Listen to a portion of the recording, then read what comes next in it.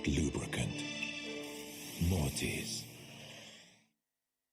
What's up, guys? It's Fredo Gaspo, and I use RSR suspension on all my drift cars. I love RSR. Iyo RSR Ichiban.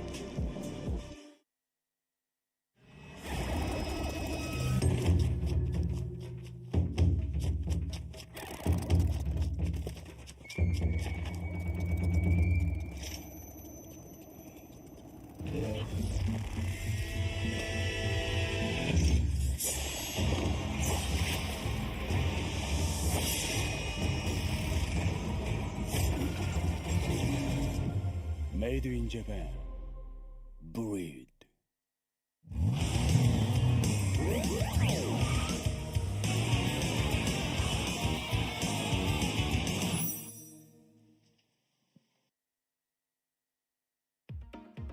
Drift fans from all around the world, we finally made it. It's been a long 140 days, but here we are for the 2003 Yokohama Tire presents Formula Drift Japan FDJ2 Round 1 here at the Suzuka Twin Circuit. This is the 10th anniversary of Formula Drift.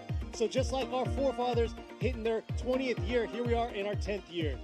さあ皆様2023年横浜タイヤプレゼンツフォーミュラドリフトジャパン FDJ2 ラウンド1ここ鈴鹿ツインサーキットからお届けいたします開幕戦で、今年も新たな戦いが始まりますがなんとフォーミュラドリフトジャパン今回 J2 なんですがフォーミュラドリフトジャパンは10周年を迎えて、今までさまざまなバトルがある中、これからどんどん、熱い走りを皆さん見せていきたいと思いますがこちら、あいにくの天候なんですが午前中からずっとウェット、先ほど J3 の方も、予選を行いましてその中苦戦しているドライバーいっぱいいました Obviously it's wet, it's been raining since this morning and we just had the J3 qualify done and a lot of drivers were struggling さあご覧の通りね、雨が降っていますがこちら私ですね、今回もジャッジの一人そして実況させていただきますラビー西田と申します Yeah!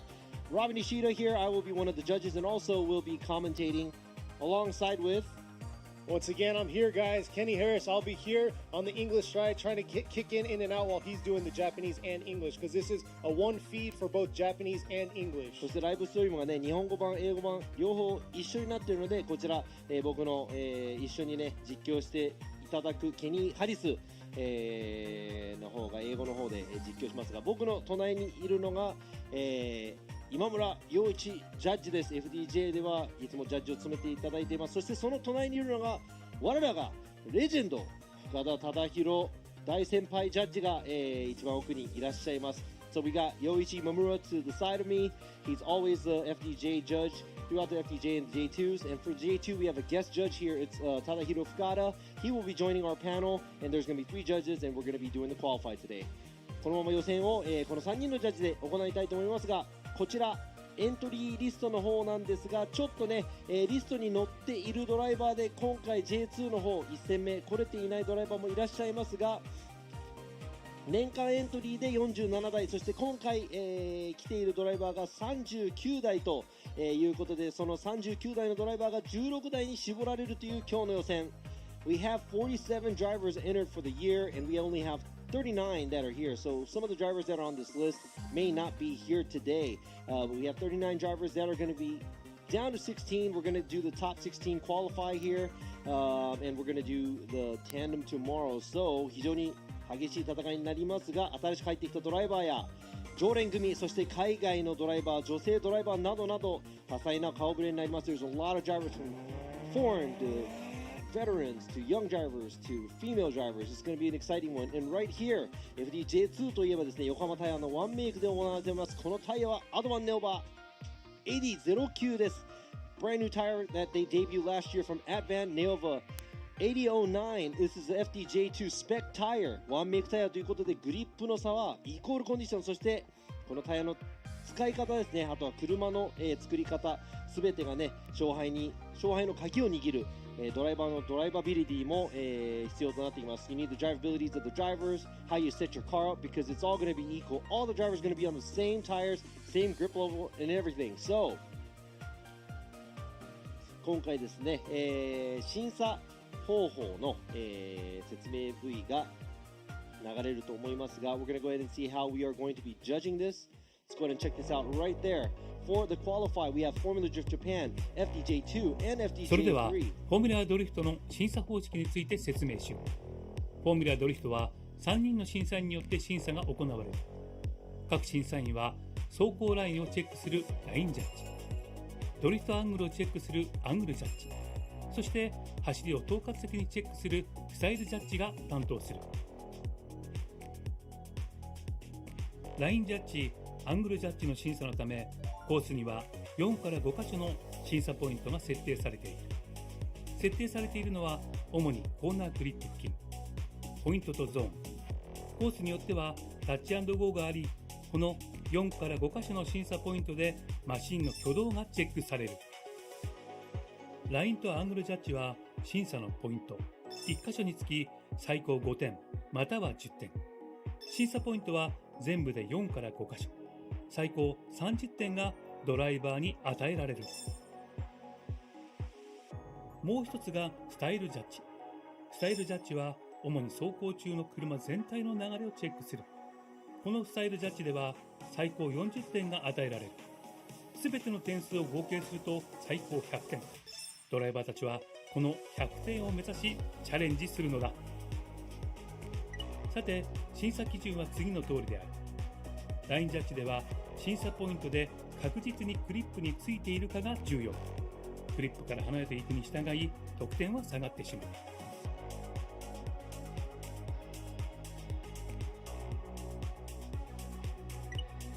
アングルジャッジはクリップでのドリフトアングルが審査の対象。当然アングル、角度が大きいほど得点は高くなるが、戻ってしまったり不安定な場合は減点の対象となる。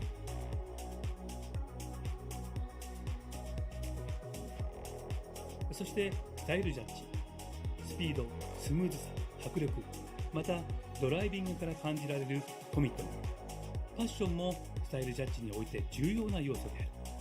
審査では車の不必要な挙動、ブレやふらつき、メリハリのない走行などが減点の対象となる。またスタート時のエンジンストップ、フライングやパイロンタッチ計3回、審査コーナーでのスピンは即座に0点、コースからはみ出した場合は減点または0点の場合もある。ステアリングの角度が0度になるようなアンダーステアも含め、審査員の判断で0点になる。この審査ポイントの設定は開催されるコースによって変わり、大会前に審査員からドライバーたちに伝えられる。このようにフォーミュラドリフトは3人の審査員により厳正なジャッジが行われている。サーキットでは皆さんもドライバーの得点を予想しながら観戦すると一層楽しめるはずだ。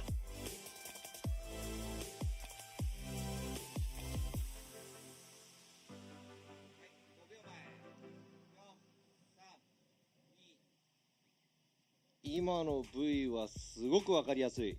That was very easy to understand here. Let's go ahead and go over the track layout we have today. 今日のこのコースのちょっと、説明させていただきたいと思いますが、このスタート地点からまっすぐ伸びる、ストレート、全開で来ていただいて、振り出し、アウトゾーン右側のちょっと手前に振り出しコーンがあります。そこでもう、車を横に向けなくてはなりません。アウトゾーン1が右側、そしてその奥深くアウトゾーン2が、そのまま続きます。アウトゾーン2を過ぎた後に振り返してアウトゾーン3左側に回り込んでいく感じなんですが、このゾーンちょっとトリッキーなのはこのラインからタッチ&ゴーまでが結構長いストレートなので、ドリフト状態を浅くしても、なるだけまっすぐ走ってはいけないという難しい部分、そしてタッチ&ゴーを過ぎた後に、振り返して最後に右側にアウトゾーン4が、待ち構えフィニッシュラインを越えてスピンをしない状態でフィニッシュ、していかなきゃいけないコースなんですが、Looking at the track, you got outside zone 1 and 2 on the right side. Do a transition. There's an outside zone 3, which where it's going to be really hard is where you're leaving outside zone 3. You have to kind of shallow up because of the straightaway, going all the way to the touch and go on the left side, and do another transition and finishing off the track on the right side with the outside zone and making sure not to straighten before the finish line and or spinning out through the finish line. ということでですね、That video was actually really, I wish I had time to translate all that, but that was a really good video of the explanation of what we're looking for as judges. ジャッジとしてね、何を探しているかっていうのをすごく分かりやすいビデオでした。85ポイントを取った山下選手の2本目。So here he is. I believe he's tied right now for the first qualified run. Let's see how he's going to rip here. Took out both pylons at outer zone 1. And here he's, deep into outer zone 3. Now he's laying a smoke trail here with his VR-powered 180SX, ripping into outer zone 4. And able to carry it all the way out there. さあ、ただいま流れた V は、去年の、山田選手の、単走優勝の走り、86ポイントでしたが、ちょっとね、タッチ&ゴーの部分もちょっとアウトに寄っていればっていう部分がありましたが、100点を取るのが目標なんですが、この中で一番高い順位で、予選を通ることが、目標になると思います。It looked like he was a little shallow on the line, but he did manage an 86-point run at the touch and go area. He was a little more out. I'm pretty sure that score would have been a little higher, but he was the number one qualifier from here yet last year when it was dry. So hopefully all the drivers can put it together and do something just as what we just saw on the screen. Exactly. We'll see if Yamashita can come back out here and conquer that top qualifier run like he did last year. But 山下、さっきごめんなさい、山下選手、すいません、山田って言っちゃった。I say Yamada. Oh, my bad. It's all good. はい。But with that being said, last year we had our top finishers were all R32. So we'll see how it's going to go this year. We got a new pack out here, new vehicles, and we got our brand new vehicle coming up, about to start us off here. But till then, let it get his tires warmed up, ready to go. But yeah, just like last year, we finished off at Fuji with FDJ2, and here we are this year, 2023, coming in, starting off with FDJ2, and then next week we'll be right back here for the pros.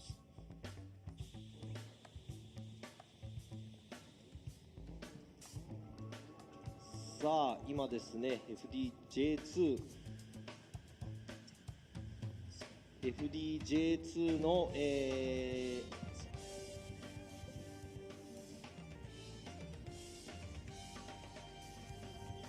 さあ、フォーミュラFDJ2 開幕戦1本目の走り、the first driver for the first qualifying run here at FDJ2.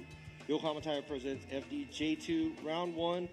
ゼッケン104水野俊彦選手 Black Lack MY ガレドリ海鷲倉温泉 Let's see how he's going to do here in his new S15. Mizuno has to lay a solid run here, but we got a wet track still. Looks like the rain's holding up. But we'll see how he did during practice and see if it all collected himself coming into this outer zone 1, starting us off here for the 2023 season. Not too bad, carrying it into that outer zone 2. Beautiful transition into this outer zone 3, but too much. And like last year, that was the danger zone for them. Overcooking the tires out of outer zone 3 and not able to carry it through to the transition of the touch and go to outer zone 4. So, I know it's slick out there. まあ路面のコンディションもね良くはないので、とりあえず1本目探って走ったような感じなんですが、残念ながらスピンをしてしまいました。He lost it at the outside zone 3. Hopefully he could recuperate himself, come back stronger for the second qualifying run. Exactly, it's a solid little S15. Unfortunately, it's not all about the power today. It's all about the control of the vehicle and the driver themselves. そうなんです。今日はね、ウェットということで、パワーが全てではなく、このどのぐらい我慢ができて、どのぐらい車のコントロールができているかっていうのが本当に重要になります。Yeah, it's patience. When it's wet, you have to have patience and also total car control because the car could be snappy and do anything it wants to in the wet. さあ。現在タイヤのウォームアップをしている、ドライバーですが、ゼッケン144ダニエル・メスマー選手 Sideways Experience こちらオーストラリアから、の出場ですね。 He's from Australia, right? Yeah, and I was talking to him and he says he literally got this car ready to go, dialed in yesterday. 昨日車が、出来上がったばっかりと、いうことなのでかなりのリスクを背負っていますが、メスマー選手がどんな走りをしているのか。Let's see what Mesmer is capable of doing in this vehicle. Yes, let's see. The sideways experience, he said they hooked him up, got him squared away, and here, let's see the show in this S15, first run of the season for him, coming around, oh, dipping two tires, taking out that rear bumper, and startling him there after that outer zone 2.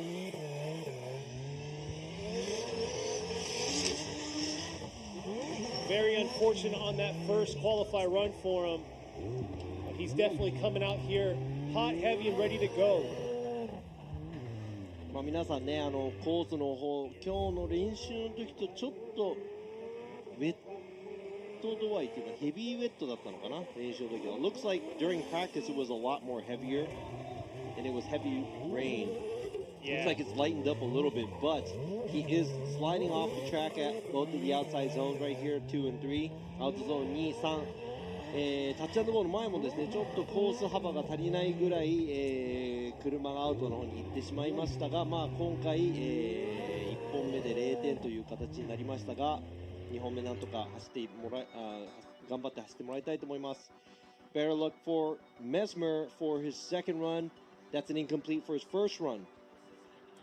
Now, 現在ですね、コース清掃を行っておりますので、今しばらくお待ちください。Give us 1 second because the track guys are cleaning the track up. Yeah, and like somebody said, like I said to y'all, like every year, I watch y'all on the chats. Y'all are my fan base out there who I'm talking to. And yes, there is a massive pothole leaving outer zone 3 into that touch and go that they got to avoid. It's just been rutted up throughout the runs they've been doing for practice and all that. That's just the conditions of the track. そんで今回鍵になるのがアウトゾーン3から出ていく姿勢がタッチアンドゴーの方に、どのぐらいね浅角でも、ドリフト状態をやめないでまっすぐにならない状態でいかなきゃいけないっていうのが難しいポイントだと思います。Leaving outside zone 3 to the touch and go is probably the most hardest part of this track. Because you have to maintain drift, not straighten completely. And we allow the vehicle being shallower, but we don't want to see the steering to be straight or cut back in to reinitiate. It has to have the slight counter steer. さあ続いてのドライバー、ゼッケン13番、中村マイキーレーシング with 南米。こちらね、100に見えますが、実は90です。Looks like 100, but it's a 90. Yes, 90 with an outer shell of 100. Mike looks like has a huge fan base out here on the live stream. Coming around outer zone 2. Beautiful job. Ready to rip around to this outer zone 3. Filling all the zones, making it look easy for all these drivers. Nice job into this touch and go, the hardest part of the track right there. Coming back around to this outer zone 4. And I got to say, that's probably the best run we've seen all day for practice on. いや、今日はね、練習からして、J3 の走り、そして、まあ、J2 の予選ちょっと始まったばっかなんですが、かなりいい走りでした。このウェットの中、車のコントロール、ちゃんとできてます。そして、先ほどもなんかちょっとエンジンが不調ということで、言っていましたが、He said his motor is dying pretty much, so he is just picking up what he has, and obviously he's doing a great job. Yeah, he definitely had total control of the car throughout the track. A lot of these guys have been overcooking their tires and over-rotating, and you can see right there he did a beautiful job. We'll see what the judges have to say. Oh, there you go. That cloud of smoke, I think that's from his motor, pretty much. 今のね、これちょっと白煙がブワーッと、なんかエンジンがやばい。でも、得点が入ってるので、he's got a score. He said he's going to swap his motor tonight. 予選通ったら今夜エンジン乗せ替える予定と言っていたので、多分この1本だけです。もう走り、多分エンジンブローカー何かしてると思います。82 for the first82点です。82. That's the way to start us off right there. Oh yeah, that was a good run. いや、今のいい走りでした。そしてすごいギリギリ終わってエンジン壊れたという。And you can see right there in the background all the smoke. まさにドラマチックです。ちょっとですね、コースの方確認。出口のところ。There might be oil on the track after the finish line. ちょっとオイルの修正をするみたいですね。Unfortunately, they have to clean up the oil. There's an oil spill after the finish line. Thank God it's not through the track.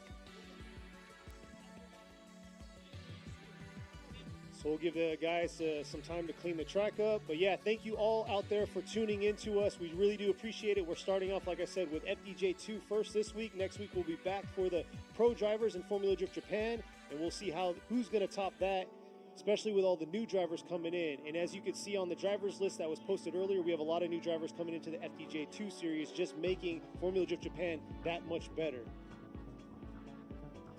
Yes, just as I wasn't listening. He usually doesn't listen to me. ケニー、今ちょっとね、今いろいろあったんですけど、ケニーが言ってたことを全く聞いてなかったんですけど、I'm used to that. 今ね、コースのチェックをしていますが、looks like they are checking the course to make sure that the judged area is okay. このジャッジ、エリアですね、ジャッジをするコースの中、の部分が大丈夫か多分確認をしていると思います。安全確保ができたらこのまま、進んでいくみたいです。It looks like if it's safe enough, they're gonna go ahead and go because it is after the finish line. That's what I like to hear. And there you go. That's the four-wheel drive high ace Formula Drift Japan van. FD Japan のオフィシャルのこの4駆のハイエース、車引っ張ったり消火器積んでたりいろいろありますが。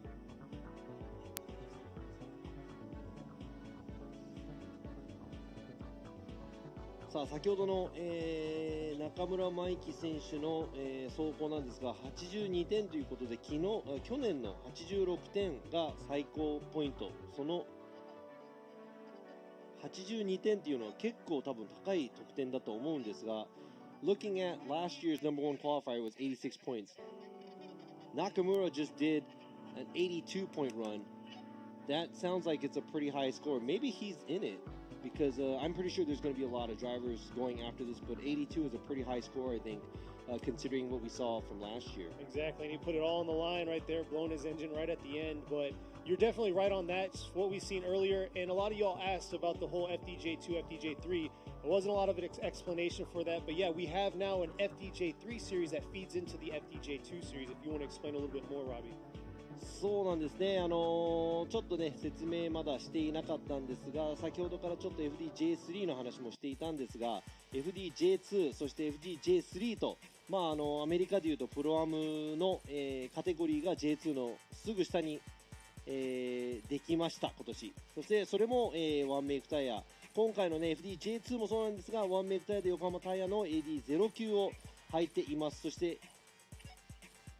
J3 の方はねまた横浜タイヤの、アドバン、アペックス V601 を使って、の走行です。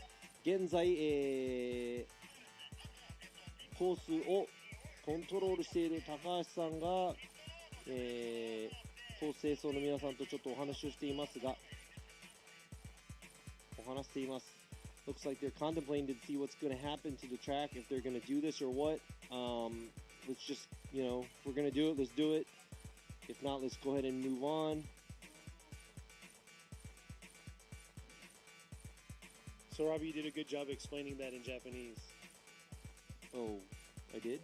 But as for the live members out there that want to know more about FDJ3, what do you have for them? Oh, did I say that in Japanese? You said everything. Oh, see, like, my he's God, so look caught at this. up. All right, so we got FDJ2. FDJ3 is pretty much the pro-am of FDJ. We got, Formula Drift Japan, then we got FDJ2, then we got FDJ3. It's a category below the J2. The cars, the tech is a little bit different from J2. The tires that they use is still a spec tire series where they are on Yokohama Tire Advent Apex V601s. All the drivers are on the same tire, so it's going to be the equal condition. Everybody's going to be same grip level, so it's going to be about car setup and drivability.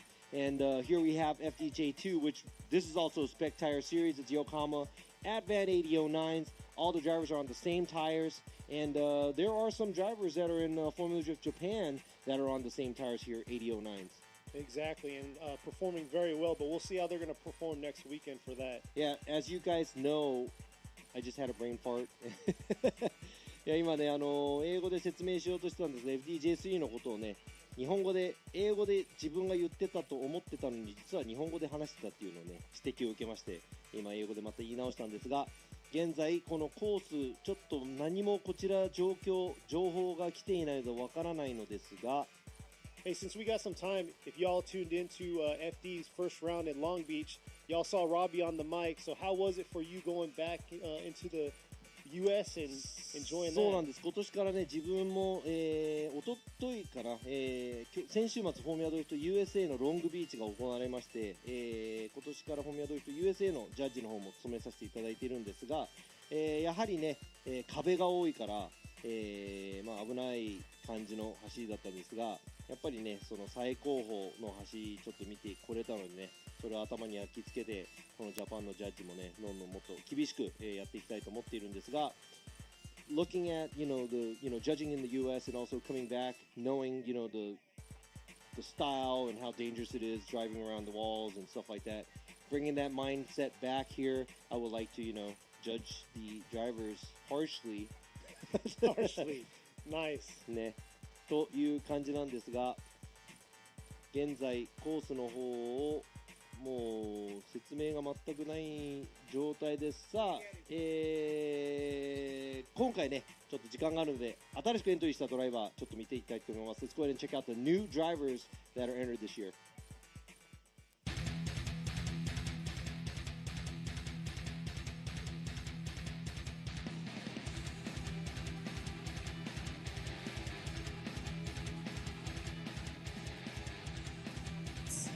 今年で20歳になります。今19なんですけど、19で今年20歳になります。で、ドリフト歴が2年ほどですね。大体2年ぐらいになります。で、FDG2 にエントリーした理由は、僕も去年 MSC チャレンジの、シリーズチャンピオンを取ってるので、一応 J1 のライセンスは発行されているんですけども、まだちょっと経験が足りないなと思って、FDG2 の方にもう一度去年に引き続きエントリーしました。目標は今年 FDG2 で、ランキング上位で終えることです。まだドリフト歴2年と浅いし若いしまだまだ下手くそですが、頑張っていきますので応援よろしくお願いいたします。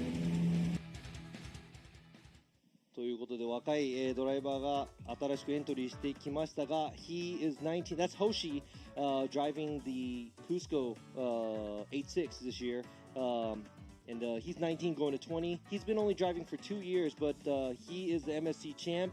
He does have his J1 license, but he wants to gain more experience driving in FDJ2.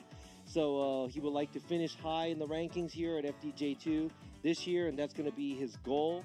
And he said, I've only been driving for 2 years, and I may not be good, but please cheer me on. So, hey, I'm all open about, getting to see a lot of younger drivers. いや、若いドライバーが入ってくるっていうのはすごく、いいことなのでね、ぜひぜひ星選手にも、今年 J2 の方で揉まれて、頑張ってもらいたいなと思いますが。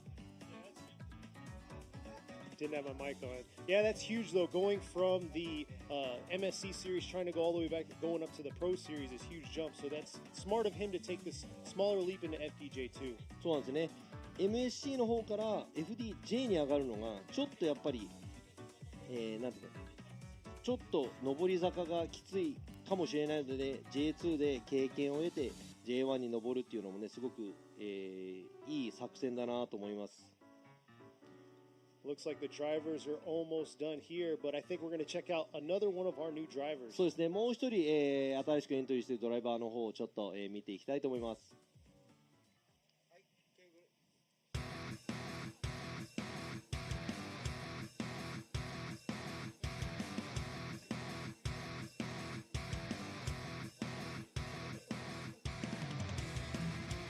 深田樹です。19歳です。ドリフト歴は2年ぐらいかな。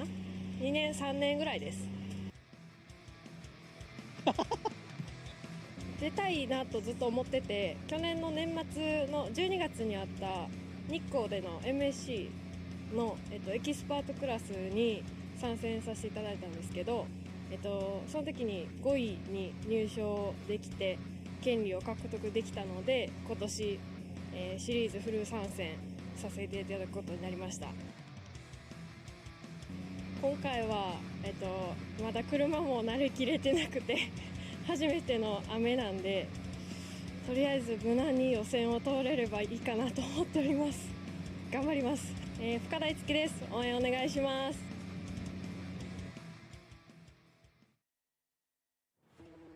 Hey, that's his daughter. この人の娘さんなんですけど、名前を見て分かったんですが、19歳の、深田樹選手。She's 19 years old. It's Itsuki Fukada. She was able to drive at the MSC last year, which is the Pro-Am series that we had until last year. She came in 5th. She got her J2, FTJ2 license, and she decided to drive the full series. She's been drifting for, she said, maybe about 2 to 3 years. And earlier I laughed because somebody said 2 to 3. That's a big difference because that's a whole year. But she said she's not used to the car yet, and this is the first time she's going to be driving in the wet with this car. So she said, hopefully her goal is to, try to qualify. And she said, please, guys, cheer me on. So another driver, またね、若いドライバーが2人続きましたが、その若いドライバー2号のドライバーがなんと深田という名前だったんですが、深田ジャッジどうでしょう。偶然でしょ。びっくりしました。名字が一緒だったら、ね。そうですよね。俺もびっくりしました。そうでしょうね。はい。So we're like, hey, Fukada, it's the same name. And he was like, oh, yeah, I was surprised too. It's like, it must be a coincidence.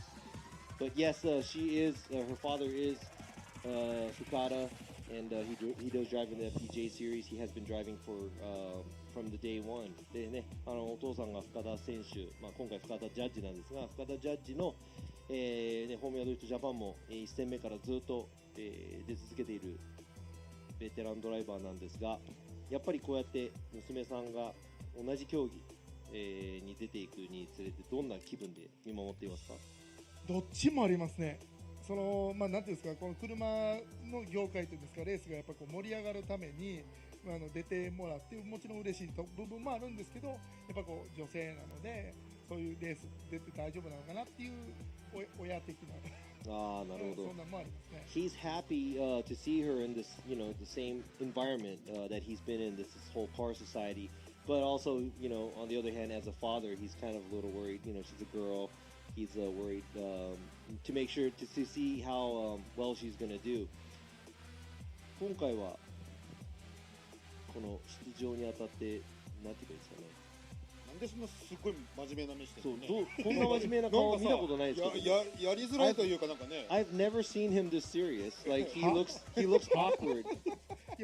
もちろんね娘さんなんですが、僕らこのねジャッジが3人いるということで、もちろんそういうね、娘だからといって多分甘い、得点は出さないのはもちろんなんですが、that is his daughter, but there's 3 judges here, and I'm pretty sure that he's not going to be giving her any freebies, and that's not going to happen. That's why we have 3 people. Oh yeah, for sure. My question is so he's in a JZX 100 Mark II, she's in a JZX 100 Chaser. So did you con her into going into JZX 100 because she was in an S15 in MSC? そうなんですよ。お父さんも100のマーク2、娘さんが100のチェイサーで、前走ってたのが1号だったんで、はい、どうしてこれなんか騙して100に乗った方がいいっていう言ったのか、与えたもう1号ダメだよみたいな感じになったのか。いや違う、それがね、その前の去年の日光 MSC やったじゃないですか。あの時に初めて僕の車でエキスパートクラス出たじゃないですか。その時にスワラー V を乗ってすごい走りやすいと。覚えてるよね。はい。お父さんよりね。いやお父さんよりすごかった。お父さんより超すごい。急にもどもどすな。So Fukada said he lent his car to her at Nico, and she did a fabulous job. And we remember, we're like, oh man, she did better than her dad. But after that, she realized how easier it was to drive one of those cars. She said it was more comfortable, and that's why she decided to drive that car. で、今村ジャッジもなんていうんですか、どんどんこうやって若いドライバーが参戦してきているんですが、もちろん J1 の方でも、10代前半のドライバーもいれば、10代後半のドライバーもいますが、この先やっぱり増えていくと思いますか？増えていくんではないかなと思いますよね。また新しいカテゴリーの FDJ3 が出た時にやっぱりこう名前の知らない人たちが出てきてるじゃないですか。でやっぱそういうドライバーたちがどんどんステップアップしてきて勢いもついてくるんで、今から少しずつはまた増えてくるような気はしますけどね。はい。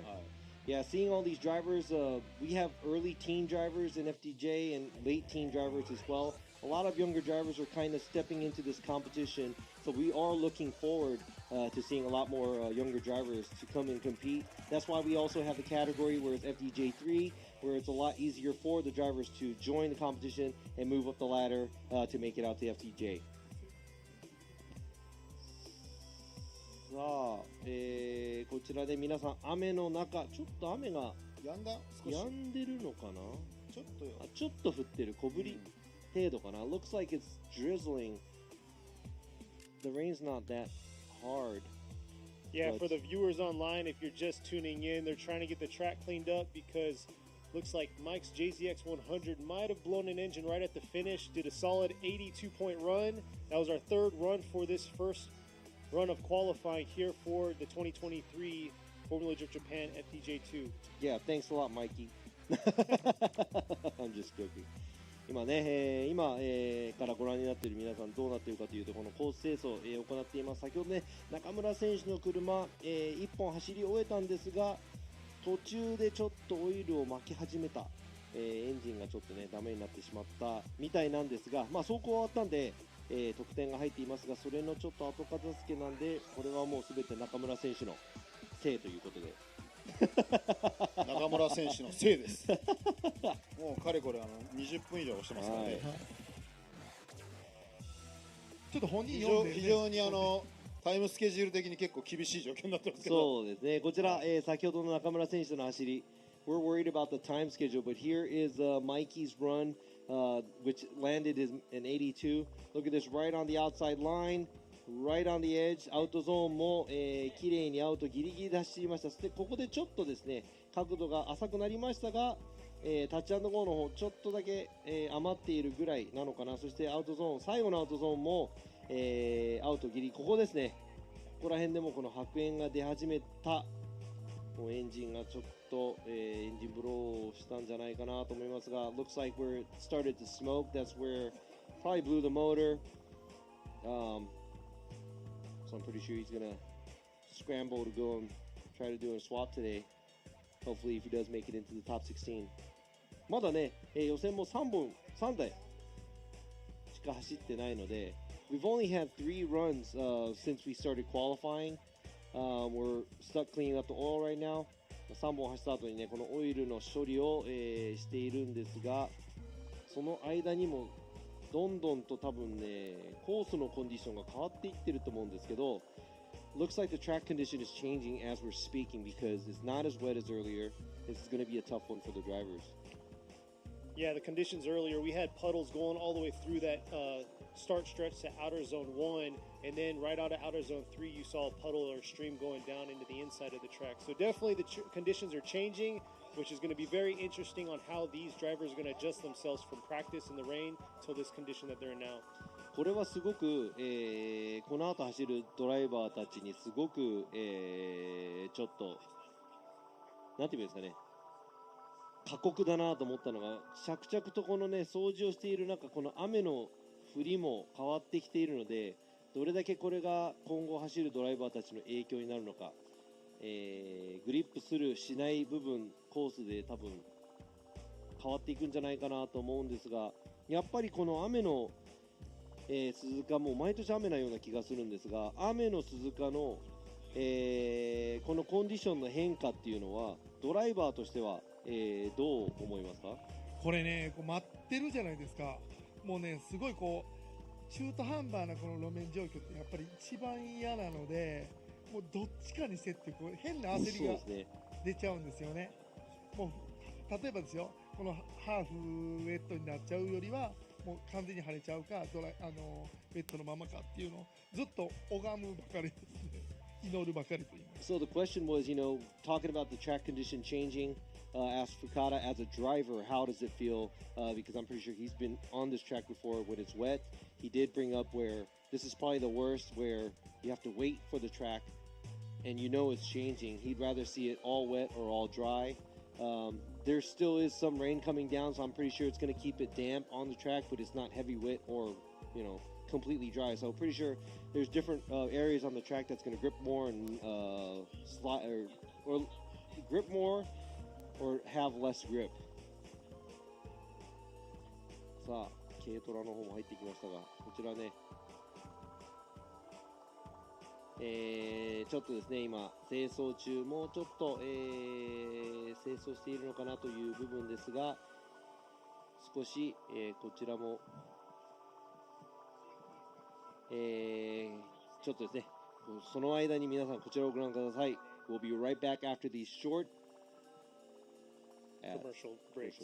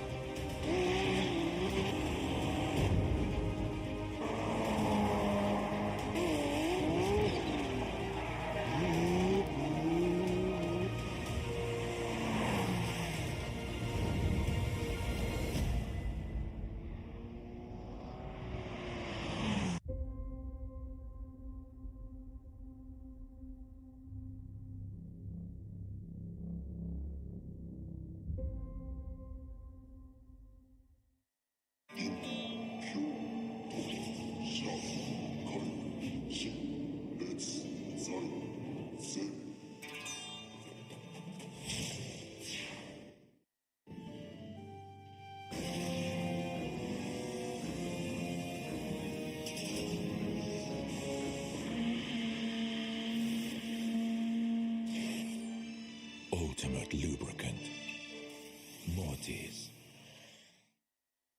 What's up, guys? It's Fredo Gaspo, and I use RSR suspension on all my drift cars. I love RSR. Iyo RSR Ichiban.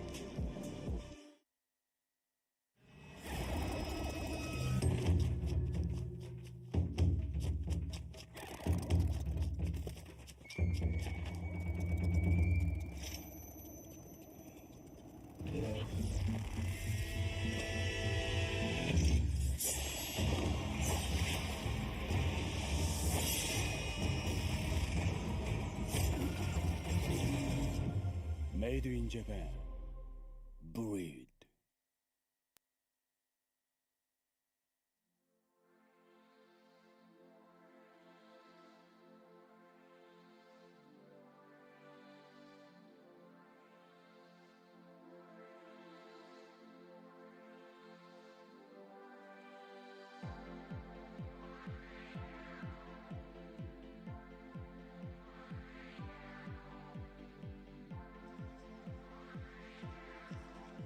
さあ2023年横浜タイヤプレゼンツフォーミュラドリフトジャパン FDJ2 ラウンド1、こちらね鈴鹿ツインサーキット、今ですねオイル処理の方もうすぐ終わると思いますが、 We're getting the track cleaned up here at the 2023 Yokohama Tire Presents Formula Drift Japan FDJ2 Round 1 Suzuka Twin Circuit.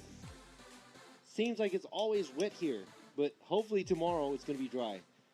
いつもなんかねウェットな気がしますが、明日は多分ドライになると思います。 It's usually a 60-40 spin on that for every event we go to, so that's what I usually expect, but hopefully, you know, I'm not going to talk about tomorrow. We're going to let tomorrow do its thing, but I'm having positive thoughts. そうなんですね、まあ、ポジティブな考えでいたいんですが、まあ、ケニーの方もね、今までの FDJ のラウンドすべて見ると、まあ、4割は雨だったんじゃないかなっていうのがあるんですが、今年はすべて晴れになってほしいと思います。 Hopefully it's going to be dry for all the rounds for the rest of the year. Oh yeah, I know exactly. So it's interesting because this year we're not ending at Fuji like we've done the last 3 years. Yes, you're we're actually right. going to have Fuji halfway through, and if you're in the area, you got to hit up Fuji because we're going to have an insane car meet showing up, some insane people coming out there. So そうなんです。いつも去年はね富士が最終戦だったんですが、今年は富士が3ラウンド目ぐらいかな、フォーミュラドジャパン、そしてカーショーもあります。車がすごく集まるみたいなんでね、近くにいる方はぜひ足を運んでドリフト、ドライだといいな、煙とこのタイヤスモークと迫力を、感じながら、カーショーの方も楽しんでもらいたいなと思います。I want everybody to come out. Watching drifting live is always the best. Live stream, it's great. Great technology. If you can't make it out to the tracks, I understand. And for those of you who are overseas, obviously you're not going to be able to come to Japan that easily. But the borders are open. they are open, and I must say, there's a lot more foreigners here. Oh yeah, I've ran into so many friends that came here. やっぱりね、この渡航制限がないということで、まあ、海外でこのライブストリームを見ている人たちも簡単にね、日本、まあ、簡単じゃねえか、飛行機のチケットを買えば簡単に日本に来れるので、ぜひぜひ足を運んで、このフォーミュラドイツジャパンのラウンドも遊びに来てもらいたいなと思います。And come say hi to us, right? And He's to us. cooler than me for sure. And there you go. We got Yoshi over there helping us out this time. And right in front of him, we got Fukada, the other judge, Imamura, out there right now. I don't know what he's doing. So here we are. And hey, is this going to be your last year with us? I know a lot of y'all said whenever I opened up this round, you guys were like, "What is that, Kenny? Is he They're still like, oh, here? we don't want, we man, we this don't guy. want Kenny. This guy's a scrub." But yeah, unfortunately, I am gonna make it this year for all pro rounds. I might not be able to make it for the last round for FDJ2, but I'm gonna try to be here as much as I can and stick around. But unfortunately, I will be moving out of country, and I'll be heading back to the States. そうなんですね。英語のねライブストリームでねずーっとお世話になっているこのケニーもなんと今年、まあ、日本にある米軍で働いているケニーなんですが、今年のね8月で、日本の任期が終わってしまうということでテキサス州の方に引っ越してしまいますので、できる限り、FDJ のラウンドは、最後まで、今年付き合ってもらえるかもしれないんですが、 J2 の方は最後の方はもしかしたら来れなくなってしまうかもしれないです。 Yeah, but I gotta say, it's been an amazing ride this whole time due to this man right here. But yeah, shout out to the family, the Formula Drift Japan family, and the drivers like Fukada himself. Definitely a good character to hang out with. He's awesome. He's been awesome from day one, coming up to me and joking around with me and trying to speak English while I try to speak Japanese. So this family's been here with open arms for me, and then y'all out there that view in, I really appreciate the comments. And he wants me to stop talking so Yeah, he can because like I say, translate. このね、ケニーが英語でバーって言うとね、長くなればなるほど日本語に訳すのが大変なんで、ちょっとストップかけなきゃいけないんですが、今ね、ケニーが言ってたのが、まあ、このフォーミュラドイツジャパンのファミリー、があるんですが、まあ、もちろんね、一緒に、イベントをやっている皆さん、そしてドライバーのみんな、今ね、深田選手の方も最初からちょっと、まあ、いっぱいふざけたり、なんとか英語で話したり、彼もなんとか日本語で話したりっていう、こういうね関係性っていうのはすごくこの先も彼も覚えていくことなのでね、まあ、いい経験ができたということを言っていました。I think I said everything you wanted to say. It's But okay. let's save that till later. It's not Exactly. the We time. have a full 今そんな season of 話 it. してる場合じゃないんです。今ですね、コース清掃の方をコースの、清掃員の方々が今行っていますが、I think they're almost done with cleaning up the track. I gotta say, we're only 3 cars in out of the 39 we have. So we have 36 more drivers to go. That's just the first round of qualifying, and we'll be going right back through the 39 drivers. So yeah, it's been an extensive delay, but we're just making sure that the track conditions are set and safe for these drivers to go on their first qualify run along with their second. そうなんです。ライブストリーム始まってもう40分ぐらい経つんですが、まだね3台しか車走ってないんで、ちょっとね、なんとか、早く走行できるといいなという、思いですが、コースの清掃も皆さん頑張ってやっているので、じゃあ温かく見守りながらお待ちしたいと思います。Like to sit here, you know, the guys are trying their hardest to get the track cleaned up. Maybe about 5 more minutes or so, 5分ぐらいかな。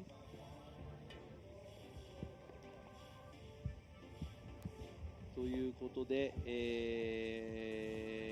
まだコースの方演奏しているんですが、ちょっとライブストリームのね、コメントの方見ていきたいと思います。I want to go ahead and check out the chats on the live stream. Oh, I'm sorry. Actually, we're going to go to a quick video. ちょっとね、皆さんこちらをご覧ください。浜田清文です。今年39になります。ドリフト歴は、18から走ってるんで、21年目でございます。今回の目標はもちろんシリーズチャンピオンしっかりいきたいと思います。ドリフトの魅力は人に見せるその過激な走り、派手な角度、とんでもない大量の煙とかギャラリーアピールすることがやっぱドリフトの魅力だと思います。今日ちょっと雨なんですけど、まあ明日は追走でドライになりそうなので、ちょっと激しい走りができると思うんで、応援のほどよろしくお願いします。そう今ね、浜田選手のインタビューでしたが、That's Hamada there, very outgoing driver, very unlike the traditional Japanese style, very not so conservative, really nice guy, very fun to see. He's 39 years old. He said he's been drifting for 21 years. He said he is going for the championship this year at FDJ2, and he said he wants to show off his skills, and that's what drifting's all about. It's about hard angle, a lot of smoke, and appealing driving. So that's the drift style he wants to show. It is raining today, so he said he's looking forward to the tandem tomorrow. So he is he already has his mindset where he's going to be making it into tomorrow's tandem. He said it's going to be dry, so he's going to drive really hard. So make sure you cheer him on. And with that being said, he actually took third last year here. He was the one of the R32s that podiumed last year here at Suzuka Twin Circuit, getting third place. そうなんです。で、去年ですね、こう FDJ2 が、行われた時もなんかウェットだったり、乾いたりっていうコンディションだったんですが、その時 R32 のスカイラインが表彰台を3つ独占しました。そしてその中でも浜田選手、ここで去年3位になっているということで、ちょっと自信があるんじゃないかなと思いますが、like you said, he was third here, so he probably knows what to do to conquer this track. So I'm pretty sure he's going to be one of the guys to look out for tomorrow, today and tomorrow. Exactly, but he'll have to see because Yozo was the other one that podiumed. He got second, but unfortunately, Nagasawa, not unfortunate, he moved on to Pro Series, so that's not a threat for him. So he might have that top spot locked in if he could get a good qualify run and lock himself in the good part of the bracket. そうなんですね。去年のこの FDJ2 こちらで行われた時も与座選手そして長澤選手、両名が長澤選手は、J1 の方に、上がっていきました。なのでね、与座選手 Is Yoza here? Yes, he is. He's here, right? Yeah, yeah. そう、与座選手もね、今回多分去年、表彰台立てたので、多分ここの攻略を分かっていると思います。ケニーいなくなっちゃうの？ He's like, you're gonna go away? いや、今までこう J2 の顔で言うとなんかケニーだった感じがすごくしてるし。Yeah, you're like the face of J2, man. What's up with that? 僕もどちらかというとあまり喋らずにケニーに任せっきりだったけど、ちょっと寂しいなと思って今。Yeah, he said he's gonna miss you because he was kind of just thinking, you know, I just kick back here, I just let you do all the talking. Yeah. ケニーとは一緒に沖縄とか行ってね。あ、そうですよね。Yeah, we went to Okinawa before. There's a lot of memories here. まあ多分ケニーの方もそのさっき言ったようにこのもちろんね、お仕事としてやっている傍らやっぱりこの、ホームエアドリフトという、まあジャッジの方もそうですし、ね、設営だったり、だいぶ手伝ってもらってますからね。そうですね。ライブストリームだったりいろんな方々が、一緒になってやっているイベントなのでね、関係性も3年ぐらい。Yes, this is the fourth year. 今年4年目なんでね、関係性も多分かなり深いところまで行ってると思うんですが。でもそのまま戻っちゃうの？もうまた来るの？テキサスの、基地に配属になるみたいですね。あ、なるほどね。はい。You're gonna go to Texas, right? Yeah, I'll be heading to Texas. So 寂しいね。Kind of north central Texas. いやケニーちょっと横にうるさいからいなくなるのも俺はもうせいせいしますよ。Robbie's gonna cry. We already だいぶケニー He's gonna cry. 手伝ってもらってるのにね。僕ら。もう全然もうケニーも横でうるさいからもう。Yeah, it's like Kenny. Yeah, we don't need Kenny. Bye bye. He's mad.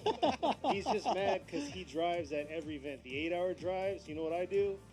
そうなんですよ。このね、各イベント僕ら自走で、向かってるんですけど、ね、そうですよね。毎回僕ケニーを連れて、ケニー絶対運転しないんですよ。だから僕岡山も8時間自分で運転とかなんですよね。Hey, he's an ex-pro driver. What do I expect? I'm not an ex-pro driver by all means, so got to keep it to the man. でも元プロドライバーといっても普通の道の運転関係ないですよね。Hey, that's normal driving has nothing to do with anything. It has a lot to do. Who Yeah. drives the trucks? あ、 Ex-pro そうね driver. There you go. トラックとかもいろんな人が役割分担して乗ってるんですが、元プロドライバーの今村ジャッジも、運転してるじゃないかと、指摘がありましたが、皆さん安全運転で、drive safe。ケニーってドリフトは今やってるの？ドリフト最近してない。してないの？ I haven't done it in a while. So if y'all didn't know, y'all saw me in crutches last year. So I broke my hip. 前つくばでやってたよね。そうなんですよ。だから多分去年1年じゃないかな。ほら松葉杖でドリフトしてたの？股関節骨折して骨盤骨折してたんで、してたね。その時多分車乗れない状態で、今に至る。そんなに最近乗ってないですけど、You haven't been driving so much lately. I know. Right? 反対に、じゃあ岩村ジャッジはどのぐらいの最近頻度でドリフトします？僕は自分の走行会とか練習会とかで結構遊びながら走ったりとかしたり、あと今仲良くしてる人たちと一緒に教えながら一緒に走ったりとかはしてて、意外と結構なペースで走ってますよ、遊びで。So I also asked Imamura how often he did drive, but he does have his own track day events at SLY, and he has the chance to be able to drive with his friends. So he does drive pretty often, more than you'd think. And also for me too, even though we're retired, we still drift because we do like the sport. 深田ジャッジは最近運転してます？なんかやってんの？なんかやってると。ドリフトとか競技出てんの？ちょっと待ってください。競技出てるの質問の意図がわからないんですけど。なんか出てるんですか？出てますよ。出てらっしゃる。確か。Yeah, we're just asking to see is Fukada competing? Does he drift? Does he compete? どうなんですか？そっちの方の成績はどうなんですか？じゃなくて。一応すみません、もう一回念のため言うときますけど、フォーミュラドリフトジャパンの方のに参戦させていただいているドライバーの一人だと思ってます。本当に？何このドリフバリの？いや。He's an FD Japan driver, currently competing. He'll be here next weekend? Yeah, he's gonna actually be next year. 娘さんが走ってるってのは最近知ったけどね。Yeah, we learned that his daughter's driving recently, but we didn't know that he was a driver. 深田君が走ってたのまだ。知ってる。びっくりする。俺だけど FD のジャッジやってるけど見ないよあんまり。いやおかしい。普通に走ってる。の方ですもんね。いや俺もなんかね見てますけど、あんまりそんなにイメージはないよね。やめてもらっていいですか？僕もちょっとうろ覚えかな。うろ覚えのはずでもない。本当？はい。去年はちょっとすいません、いろいろ。ちなみに昨年のシリーズランキング何位だったんですか？出てないんだって。出てる。じゃあ昨年もうこれはね、昨年本当すいません。Imamura is giving him a really hard time right now. He's like, I don't really remember you out there, and he's like, what place were you last year? The year? Low blow right there. Low blow. じゃあ去年一昨年が良かったって言うから、じゃあ一昨年を聞いてあげましょう。一昨年のシリーズランキングは6位だったんです。マジ？一昨年一桁。Last year, the year before last, he was 6th in the series. And Imamura is surprised. これ後で調べましょう。サプライズもおかしい。I'm gonna have to check that see if it's 驚き true. は。Fact check. 本当に？本当ですよ。いやだケニーだチェックって言ってるじゃん。Was he 6th? そうでもちょっと去年はちょっと残念な成績だったんで。じゃあ去年の残念を一応聞いてみたいけど、去年の残念はシリーズ何だったんですか？32位です。32位です。カンニングですだって。32です。聞こえないですか？殴っていいですか？もうおかしい。We're asking him. See, he said, "Oh, I didn't do so good last year." So he keeps bugging him. He's like, "So what place were you last year?" And he's not wanting to say. 去年は32位だったんです。He was 32nd. でも32位だと、US だと確かね32位以内だったらライセンスが更新できるんですよ。はい。で、ちょっとジャパンと US だとちょっといろいろ勝手が違うんですけど、US の方だとまあジャパンの方だと40位まで。あ、40位ですね。はい。Yeah, so in Japan, FD Japan, we have a lot more drivers that are competing in Formula Drift Japan compared to the U.S. I think there's, closer to 40 this year. It's like 38 drivers, I think. But I think you have to stay in the mix to keep your license. You just can't keep your license. 去 You have 年 to be 去 doing 年 good. 31でライセンスこう変えればよかったね。あ、じゃあ今年今年エントリーしましたわ。しました。スポッターもおかしい。じゃあ今年もまた出るってこと？今年じゃあ来週もしかしてここ出る？またもしかして、あ、はい、もしかしてまた They're 明 really 日出る starting to grill him. Yeah, 出ます出ます。出る we're それは grinding ちょっ him と right 残 now, 念なことにまだ saying, 車ができない。 hey, お are you 今 gonna be 略 here してるから next week? He's never going to come back and guest judge. もうね出るんですって。あ、そうですか。まあこのいじめを受けても深田ジャッジはもう二度と多分このパネルに立たないと思いますが、このいじめとか言って。いやいや負けないですよ。はい。負けません。負けません。ということでですね、コースの方もまもなくね、再開になるかわかりまさっき5せんけど。分って言ってもう10分ぐらい経ってるんで。これ今見てるギャラリーの皆さんも雨は止んでるんですか？お客さん。だから傘差してますね。止んでますか？でも傘あ、止んでますねほら。止んでる方もいる。止んでる方もいるけど降ってる方もいるみたいな感じですよ。はだけどだいぶ明るくなりましたね。でもね、水たまりを見るとちょっとだけポツポツポツポツなってちょっるかなともう少々お々待ちください。皆さん立ってるのも大変だと思いますけど、もう少々で再開だと思いますのでお待ちください。はい。はい。J3 の方いますか？僕チェックしてるんですけど、今ライブの中で言ってもちょっとわかんないかもしれないですけど、J3 の選手の方いますか？いますか？いますか？はい。あれ？ありがとうございますね。 1名2名。ちゃんと勉強しましょうね、一緒に。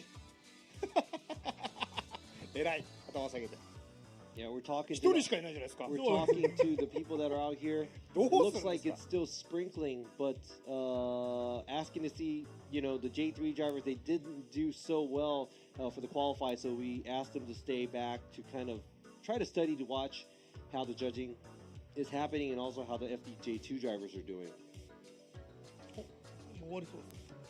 終わるのかな。あれ、お子様がちょうど1コーナーの内側で遊んでますよね。いいですね。いいですね。旗振って。There's kids out here as well, enjoying the drift. There you go, right there. おーい、見えるか？1コーナーでピンク色の旗振ってる方。子供たち、おーい、今ライブに映ってるぜ。ライブ映ってるぞ。今ね、おーい、おーい、お子様のライブに映ってるよ。知らねえよ。知らねえよバカ野郎。遊んでるんだから。The kids are like, oh, ブリットのとこのお子様。 you're on live stream. 映ってるよ、ブリットのとこ。新井さんの横のブリットの上のとこの。おーい。 Trying to give イエーイ。